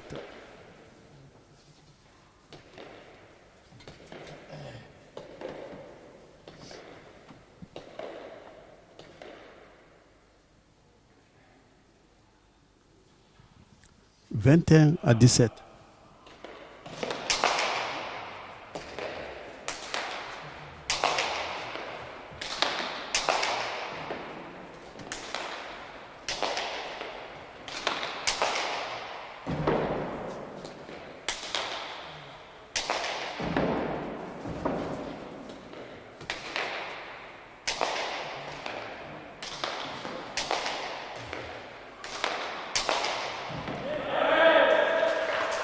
22-17.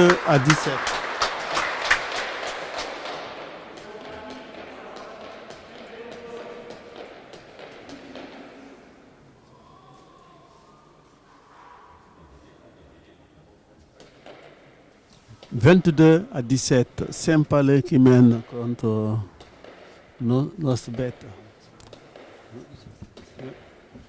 22-17. Commence à se détasser Florian Mendebir, qui est habitué de finale.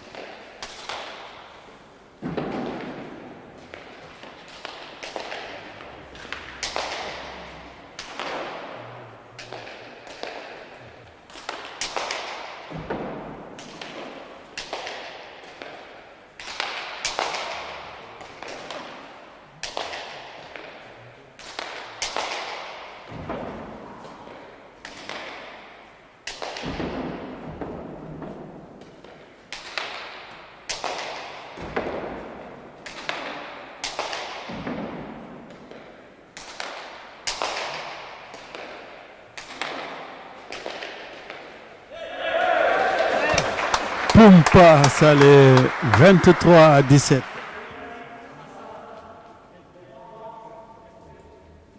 Tempo demandé par Benyat Maïtia, 23-17.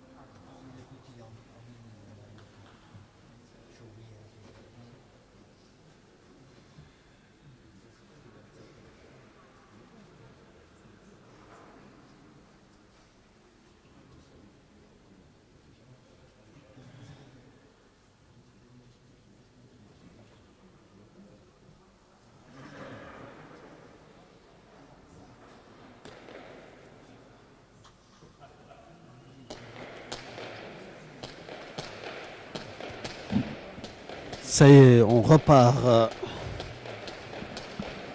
23-17.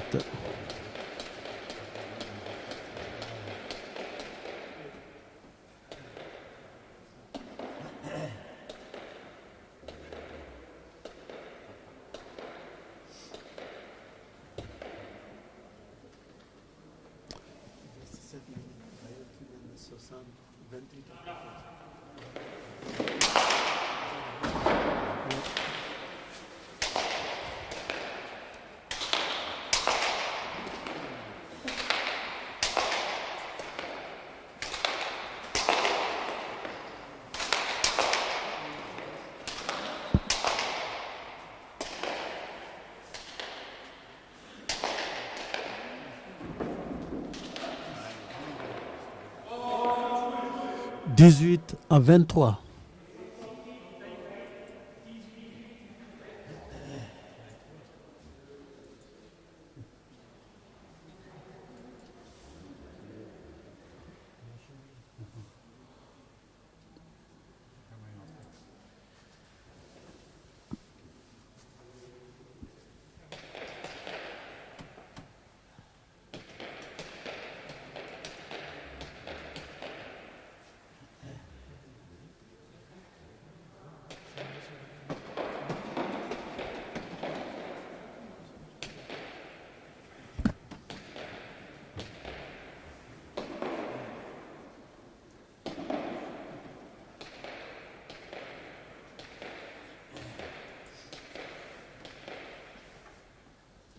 « 18-23. »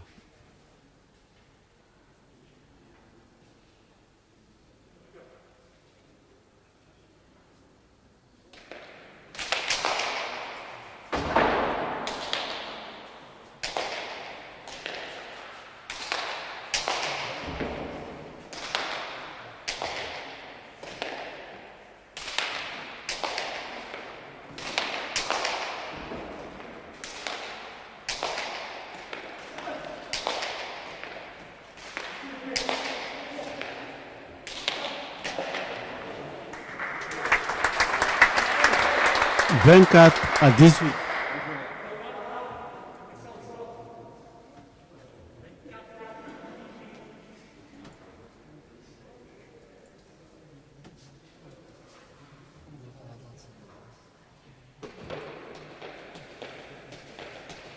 « 24-18. »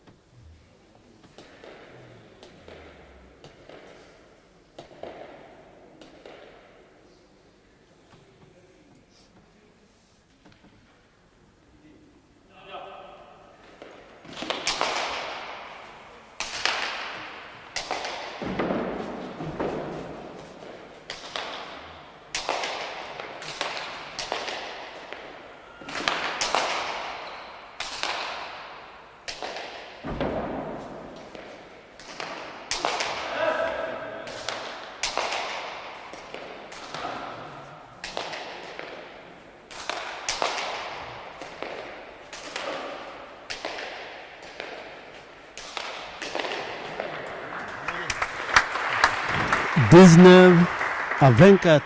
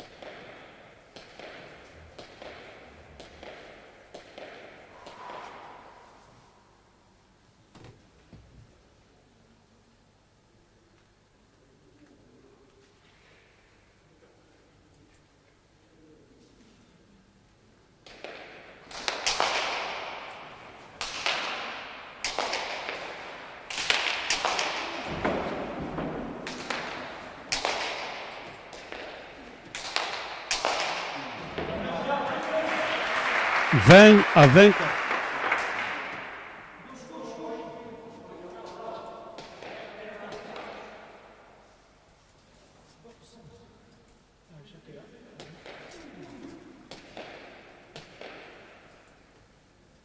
« 20-24. »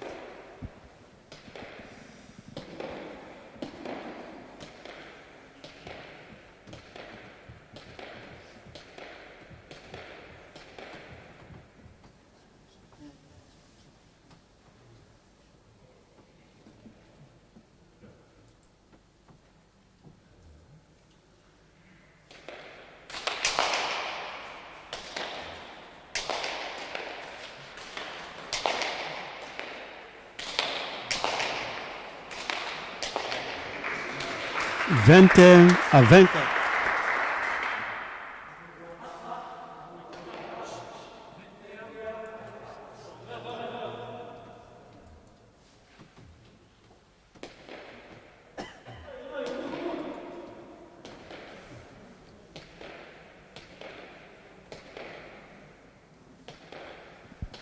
« 21-24. »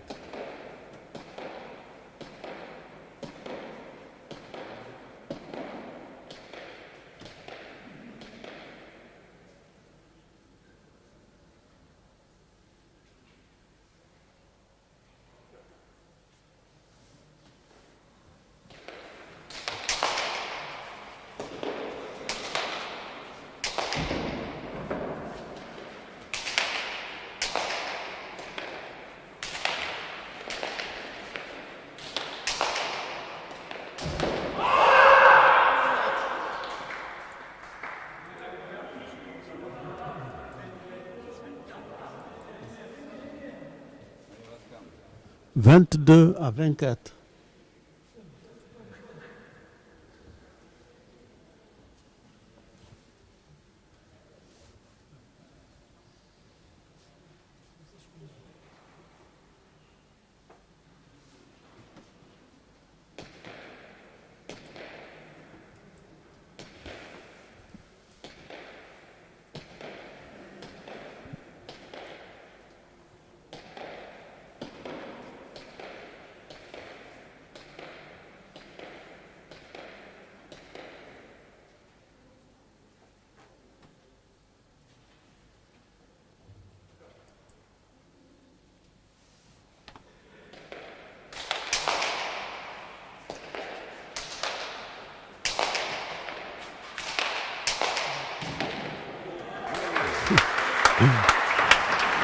23-24. »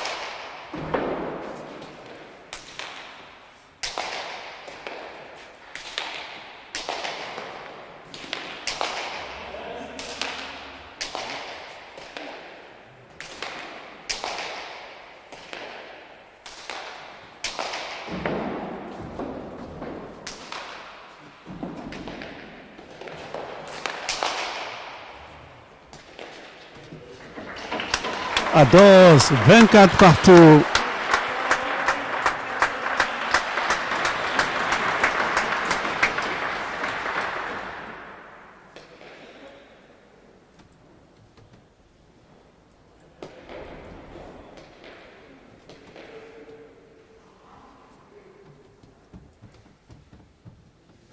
« 24 partout. » 24 millions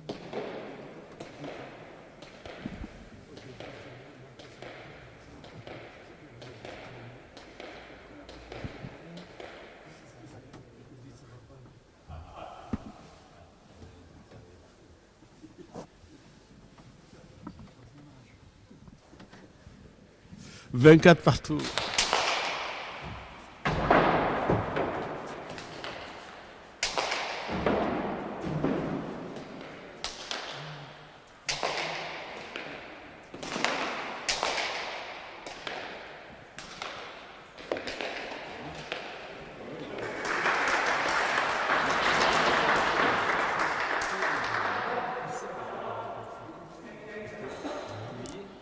« 25-24.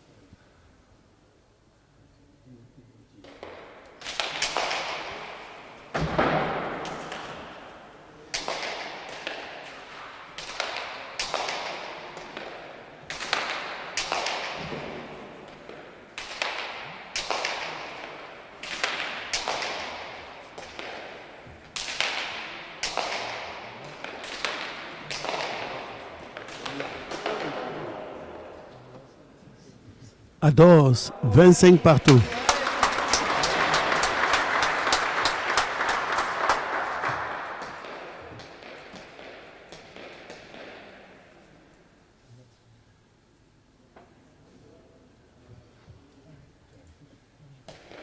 « 25 partout. »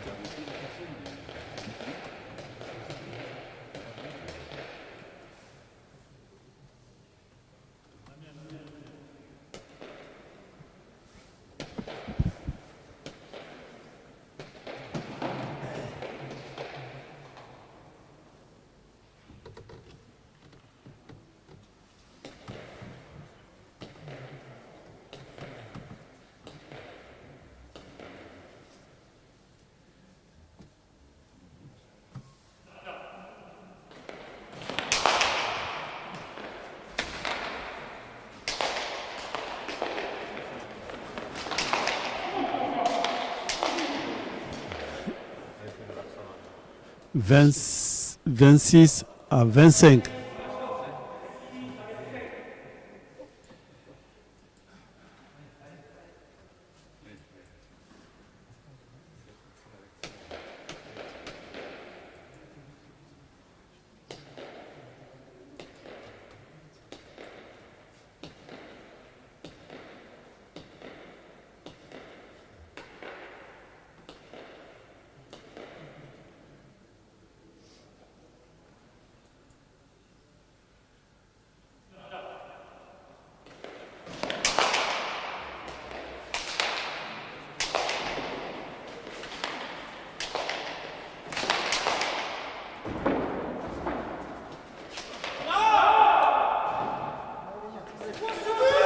26 partout. »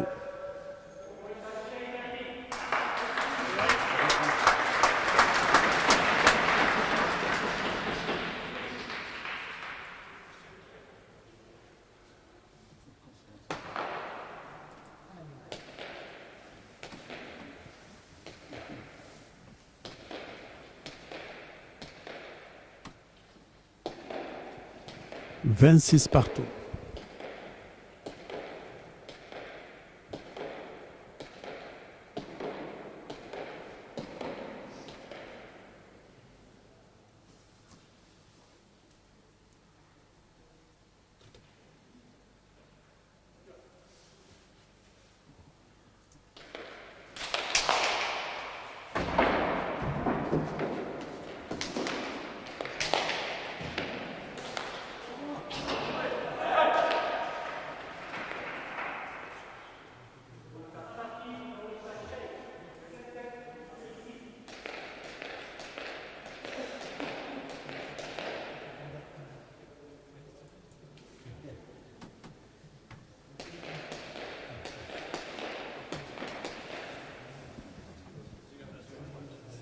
« 27-26. »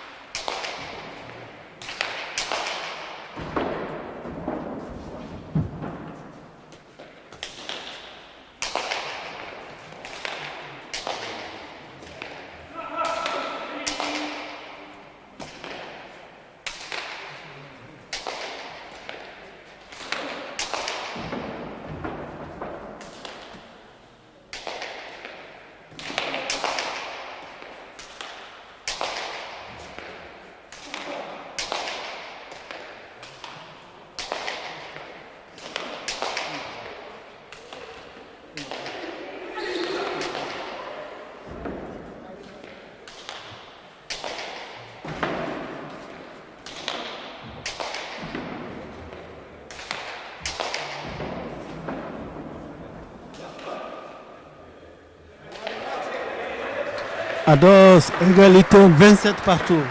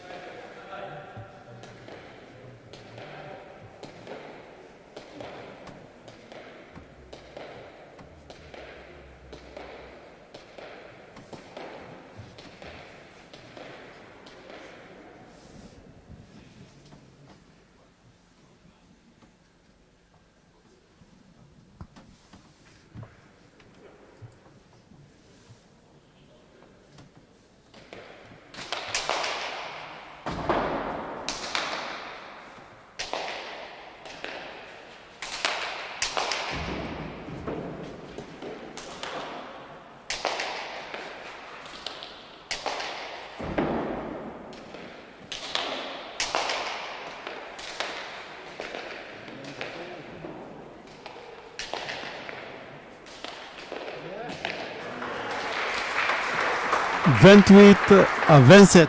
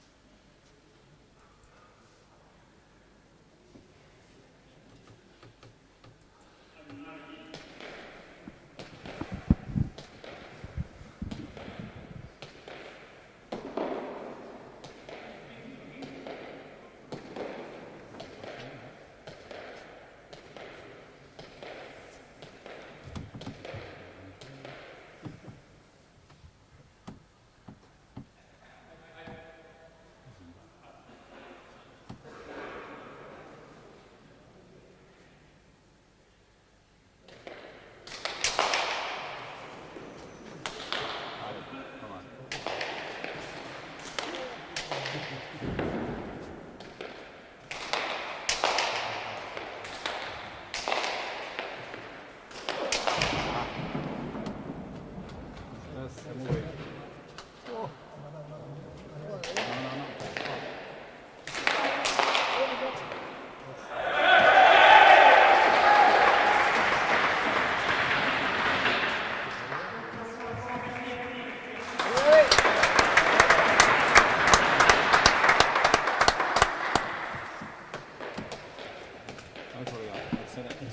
28 partout.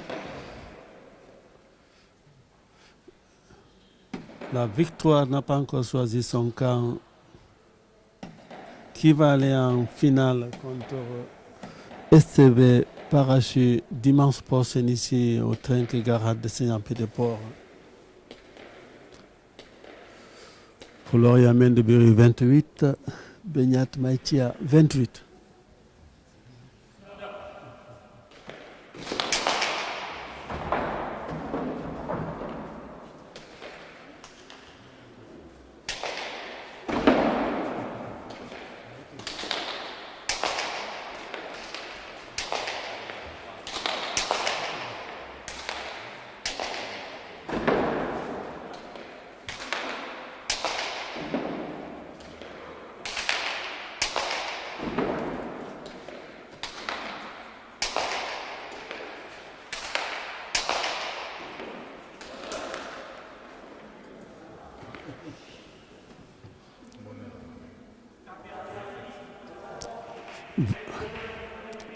« 29-28.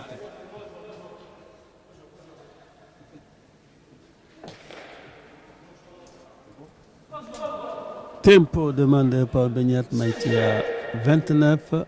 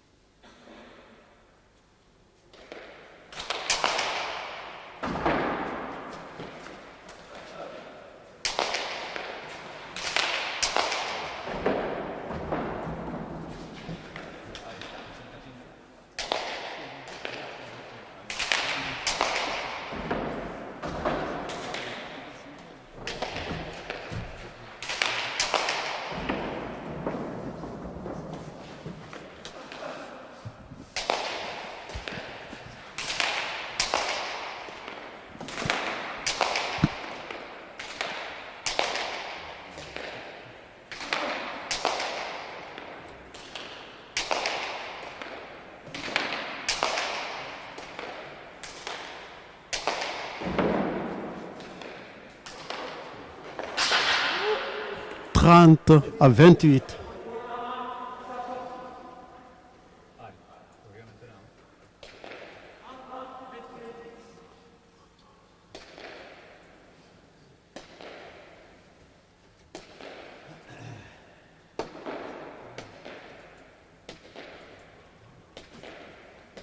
Trente à 28.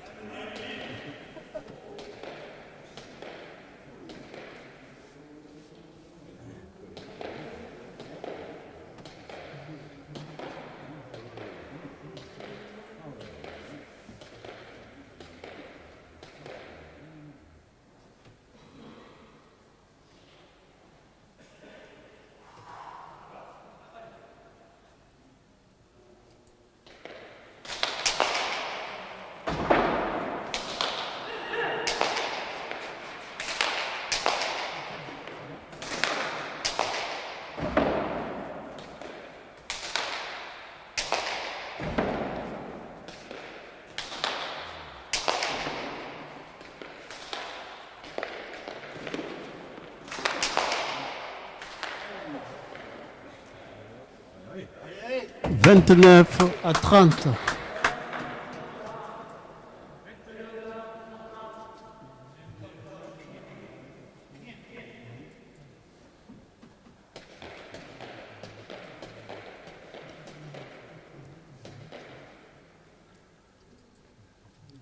Vingt-neuf à 30.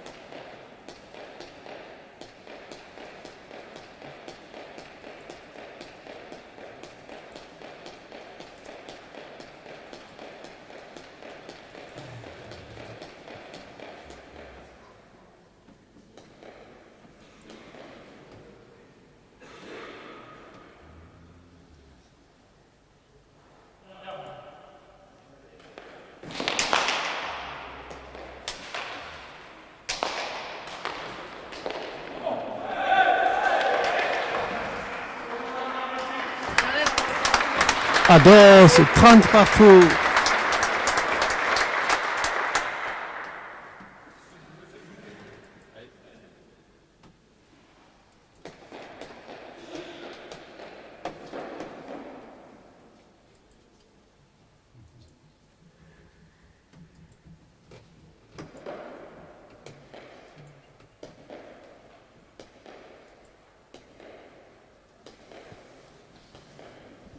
Trente partout.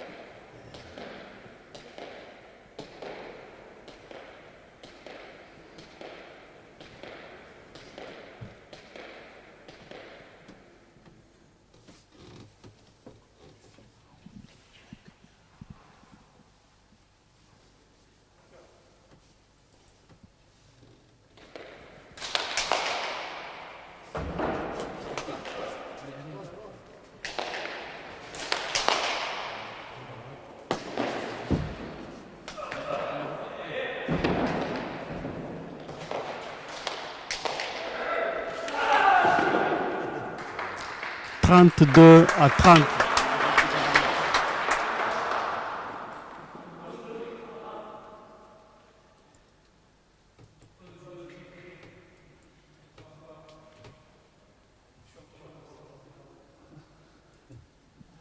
« 32 à 30. »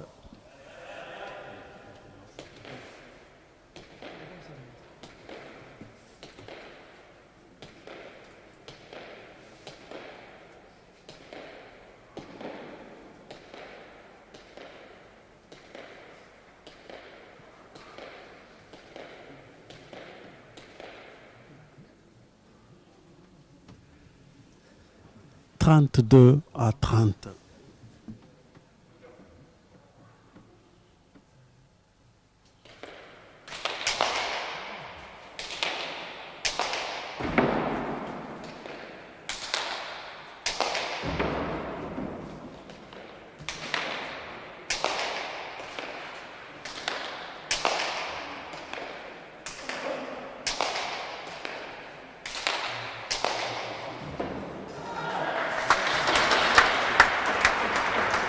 « 33 à 30. »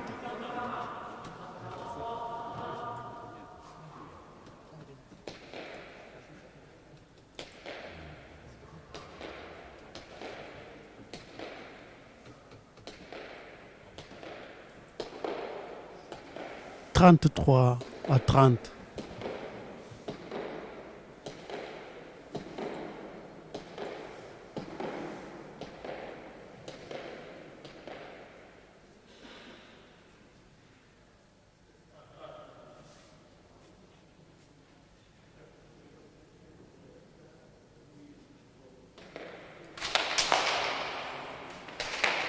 On vous rappelle la deux finales la semaine prochaine ici, la première série et la deuxième série.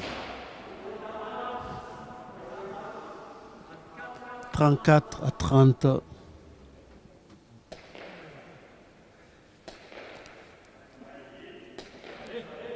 Il y a eu victoire de STB Parachute sur PO Laratia tout à l'heure, 40 à 22. Le gagnant de cette partie tombera contre STB Parachute. Peut-être pour le moment, Benyat Maïtia est devant avec 4 points, 34 à 30.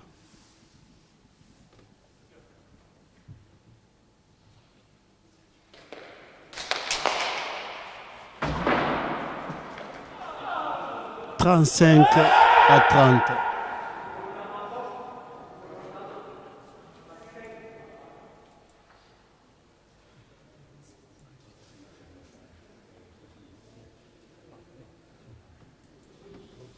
Et demain, restez connectés parce qu'il y aura du lourd demain, il y aura du rugby à 15h, 15h. On ne va pas vous les annoncer, mais restez connectés demain. Il y aura des suspens entre Saint-Jean-de-Luz contre Bassin d'Arcasson, Anglette contre Niort, Moléon contre Florence. Il y a des suspens demain. 35 à 30.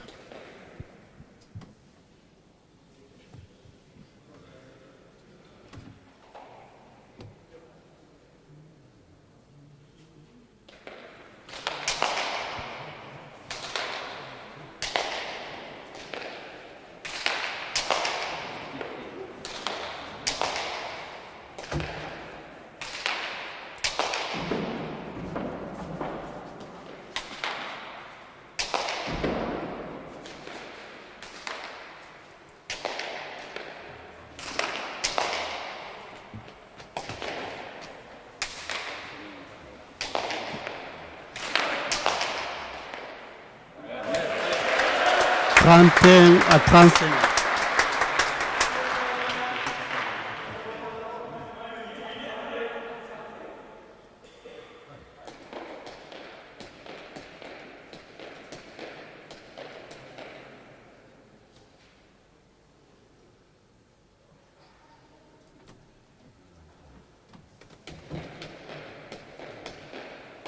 On dit Milesquer à Valero, aussi Milesquer à Palpito 64. Ça faisait longtemps qu'on n'avait pas entendu Palpito 64.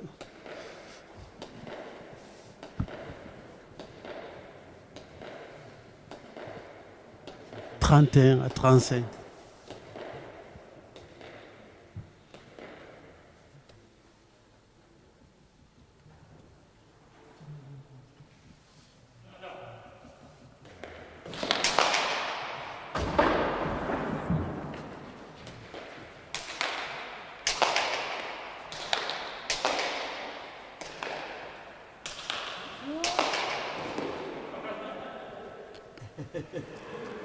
36 à 31. »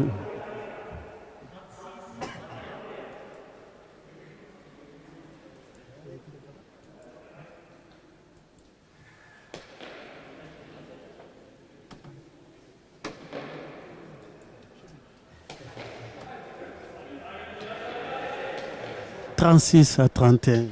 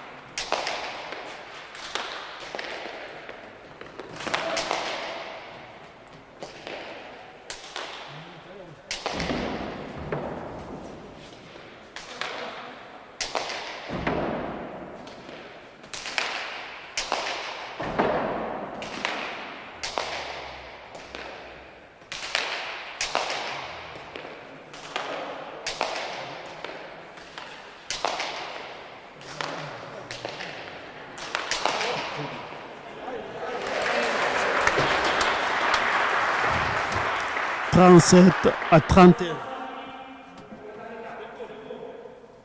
Pause demandée par Florian Mendubury. «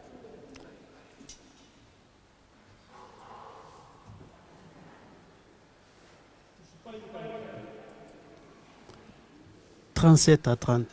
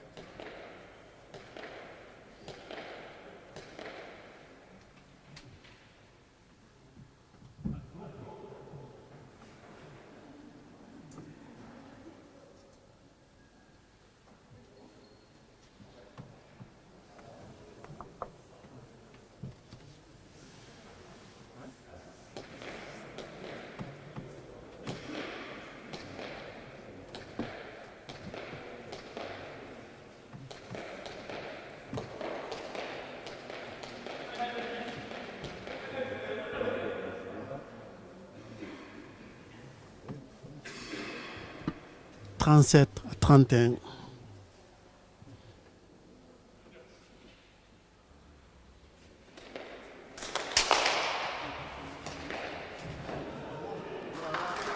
38 à 31. »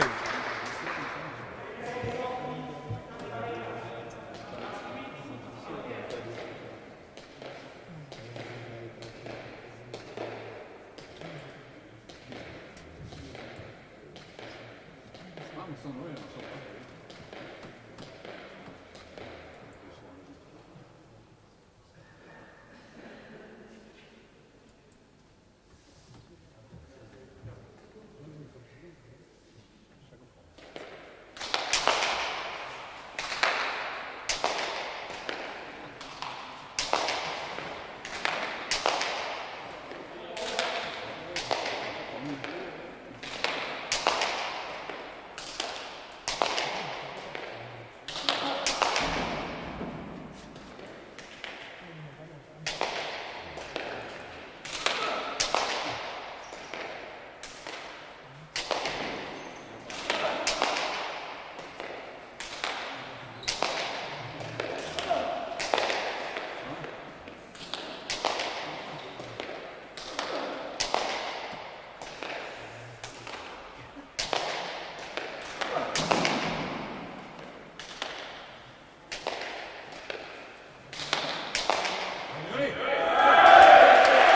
32 à 38.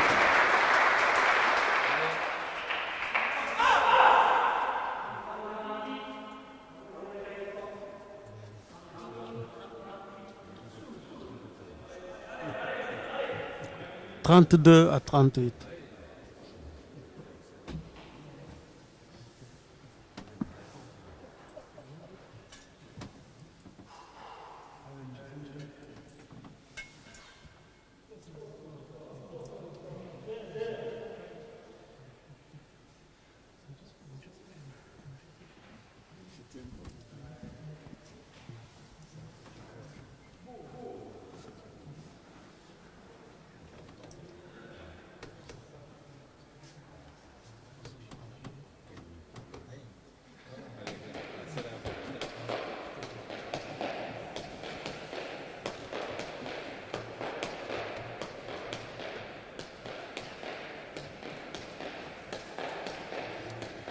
« 32 à 38. »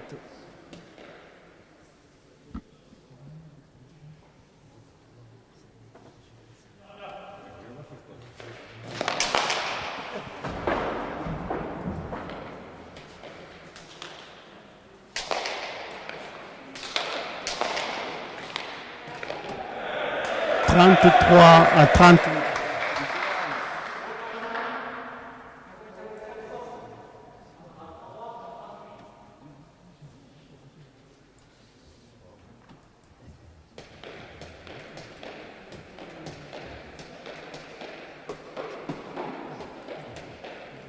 « 33 à 38. »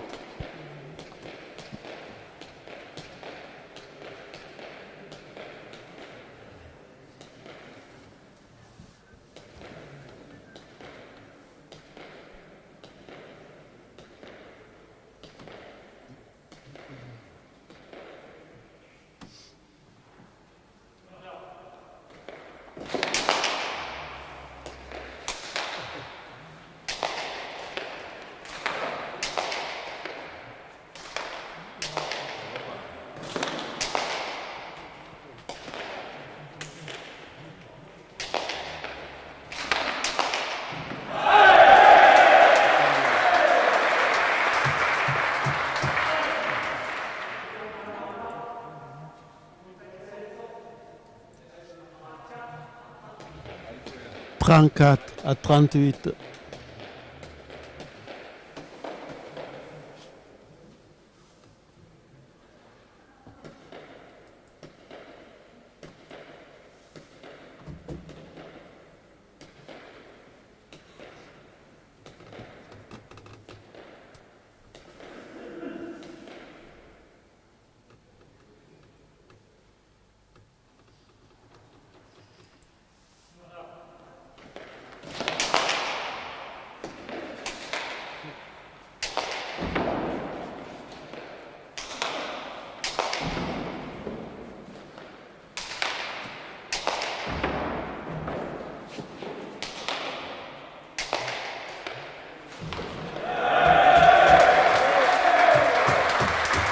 « 35 à 38. »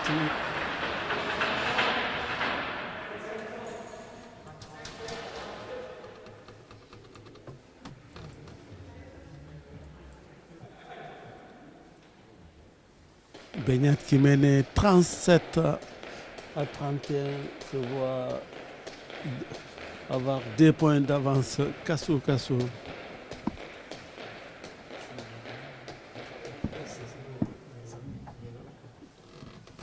35 à 38.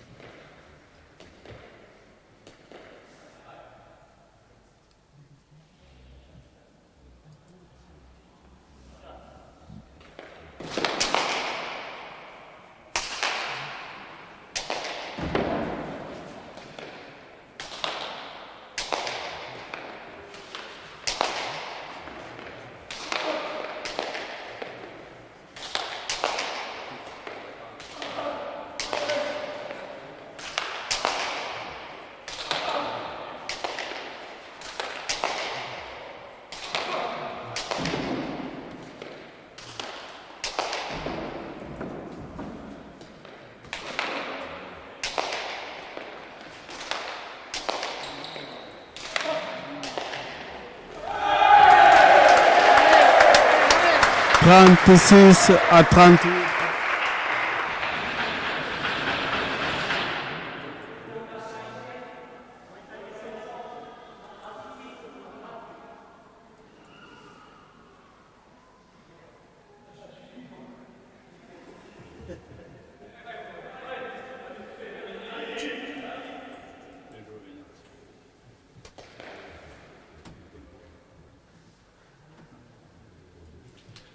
Beignat qui menait 37 à 31, qui va se rejoindre presque de 2 points.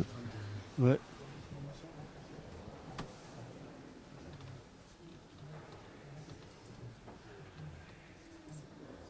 Il avait juste 3 points à marquer pour aller en finale. Attention, Florian qui revient.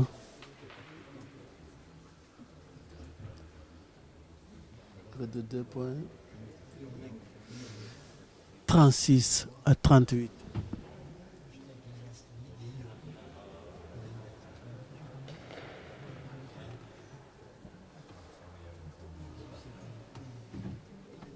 On vous donne rendez-vous demain à 15h15 pour le direct comme d'habitude. Restez connectés. Vous êtes nombreux à nous suivre sur Infogarassi. Un grand millesquer à vous. Surtout, allez vous abonner sur la chaîne dès qu'on met une vidéo où on est en direct. Vous avez le cloche qui est activé.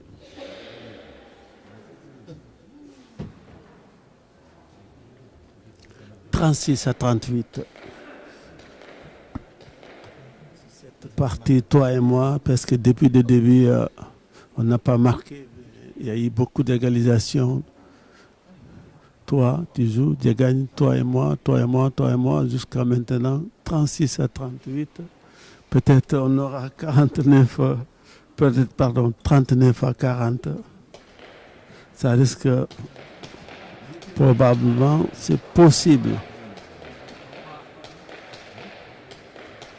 Beignat qui menait 37 à 31. Florian qui remonte petit à petit.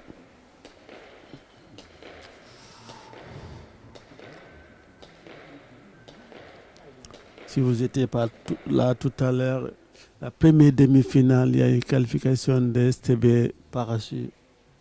Allez, c'est parti.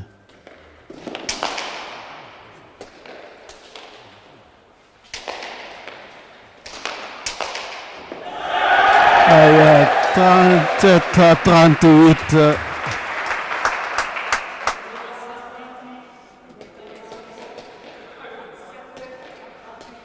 Tout à l'heure, on pensait que c'était fini pour Florian. Voici Florian qui revient 37 à 38.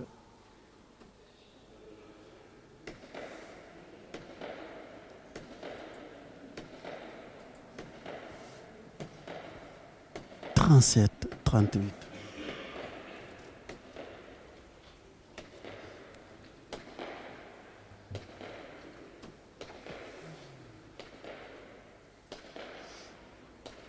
Ça fait 3 heures de direct depuis qu'on a pris l'antenne.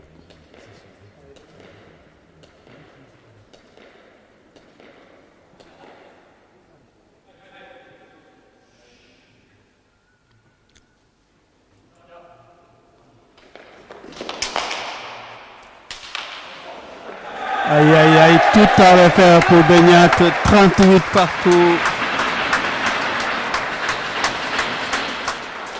À 12. «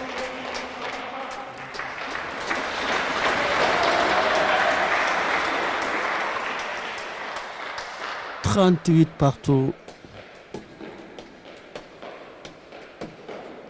Beignat qui menait 37 à 31. On voit Florian qui revient, 38 partout.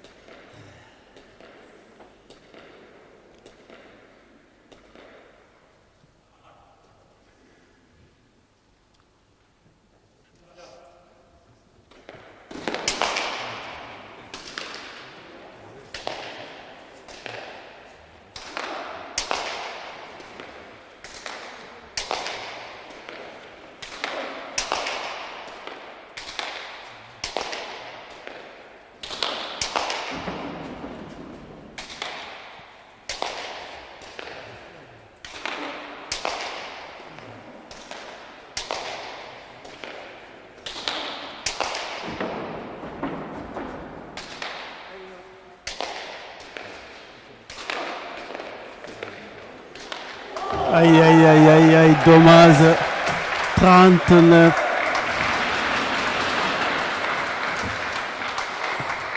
À 38. Askina.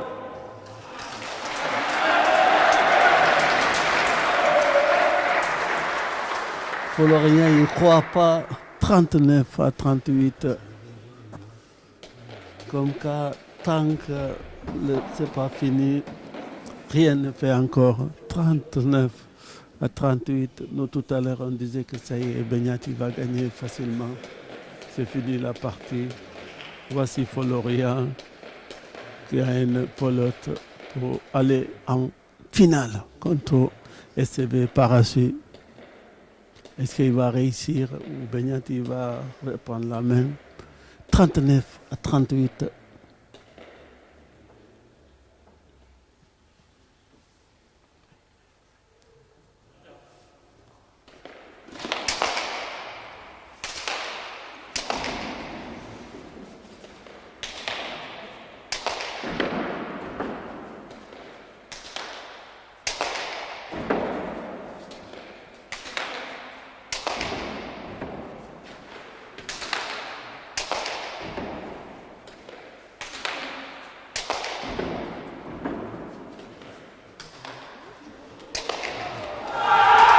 Victoire de Florien Mendouburi, 40 à 38, qui a remonté 7 buts. Il était mené 37 à 31.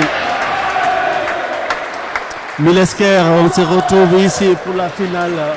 Et demain, restez connectés. 40 à 38. Merci à vous qui nous avez suivi sur Infogarassi. C'était ici en direct au Trinquet Garade de Saint-Jean-Pied-de-Port. Milesker. On n'a pas le temps aujourd'hui pour faire les interviews, mais vous les aurez à la finale si on est là. Milesker.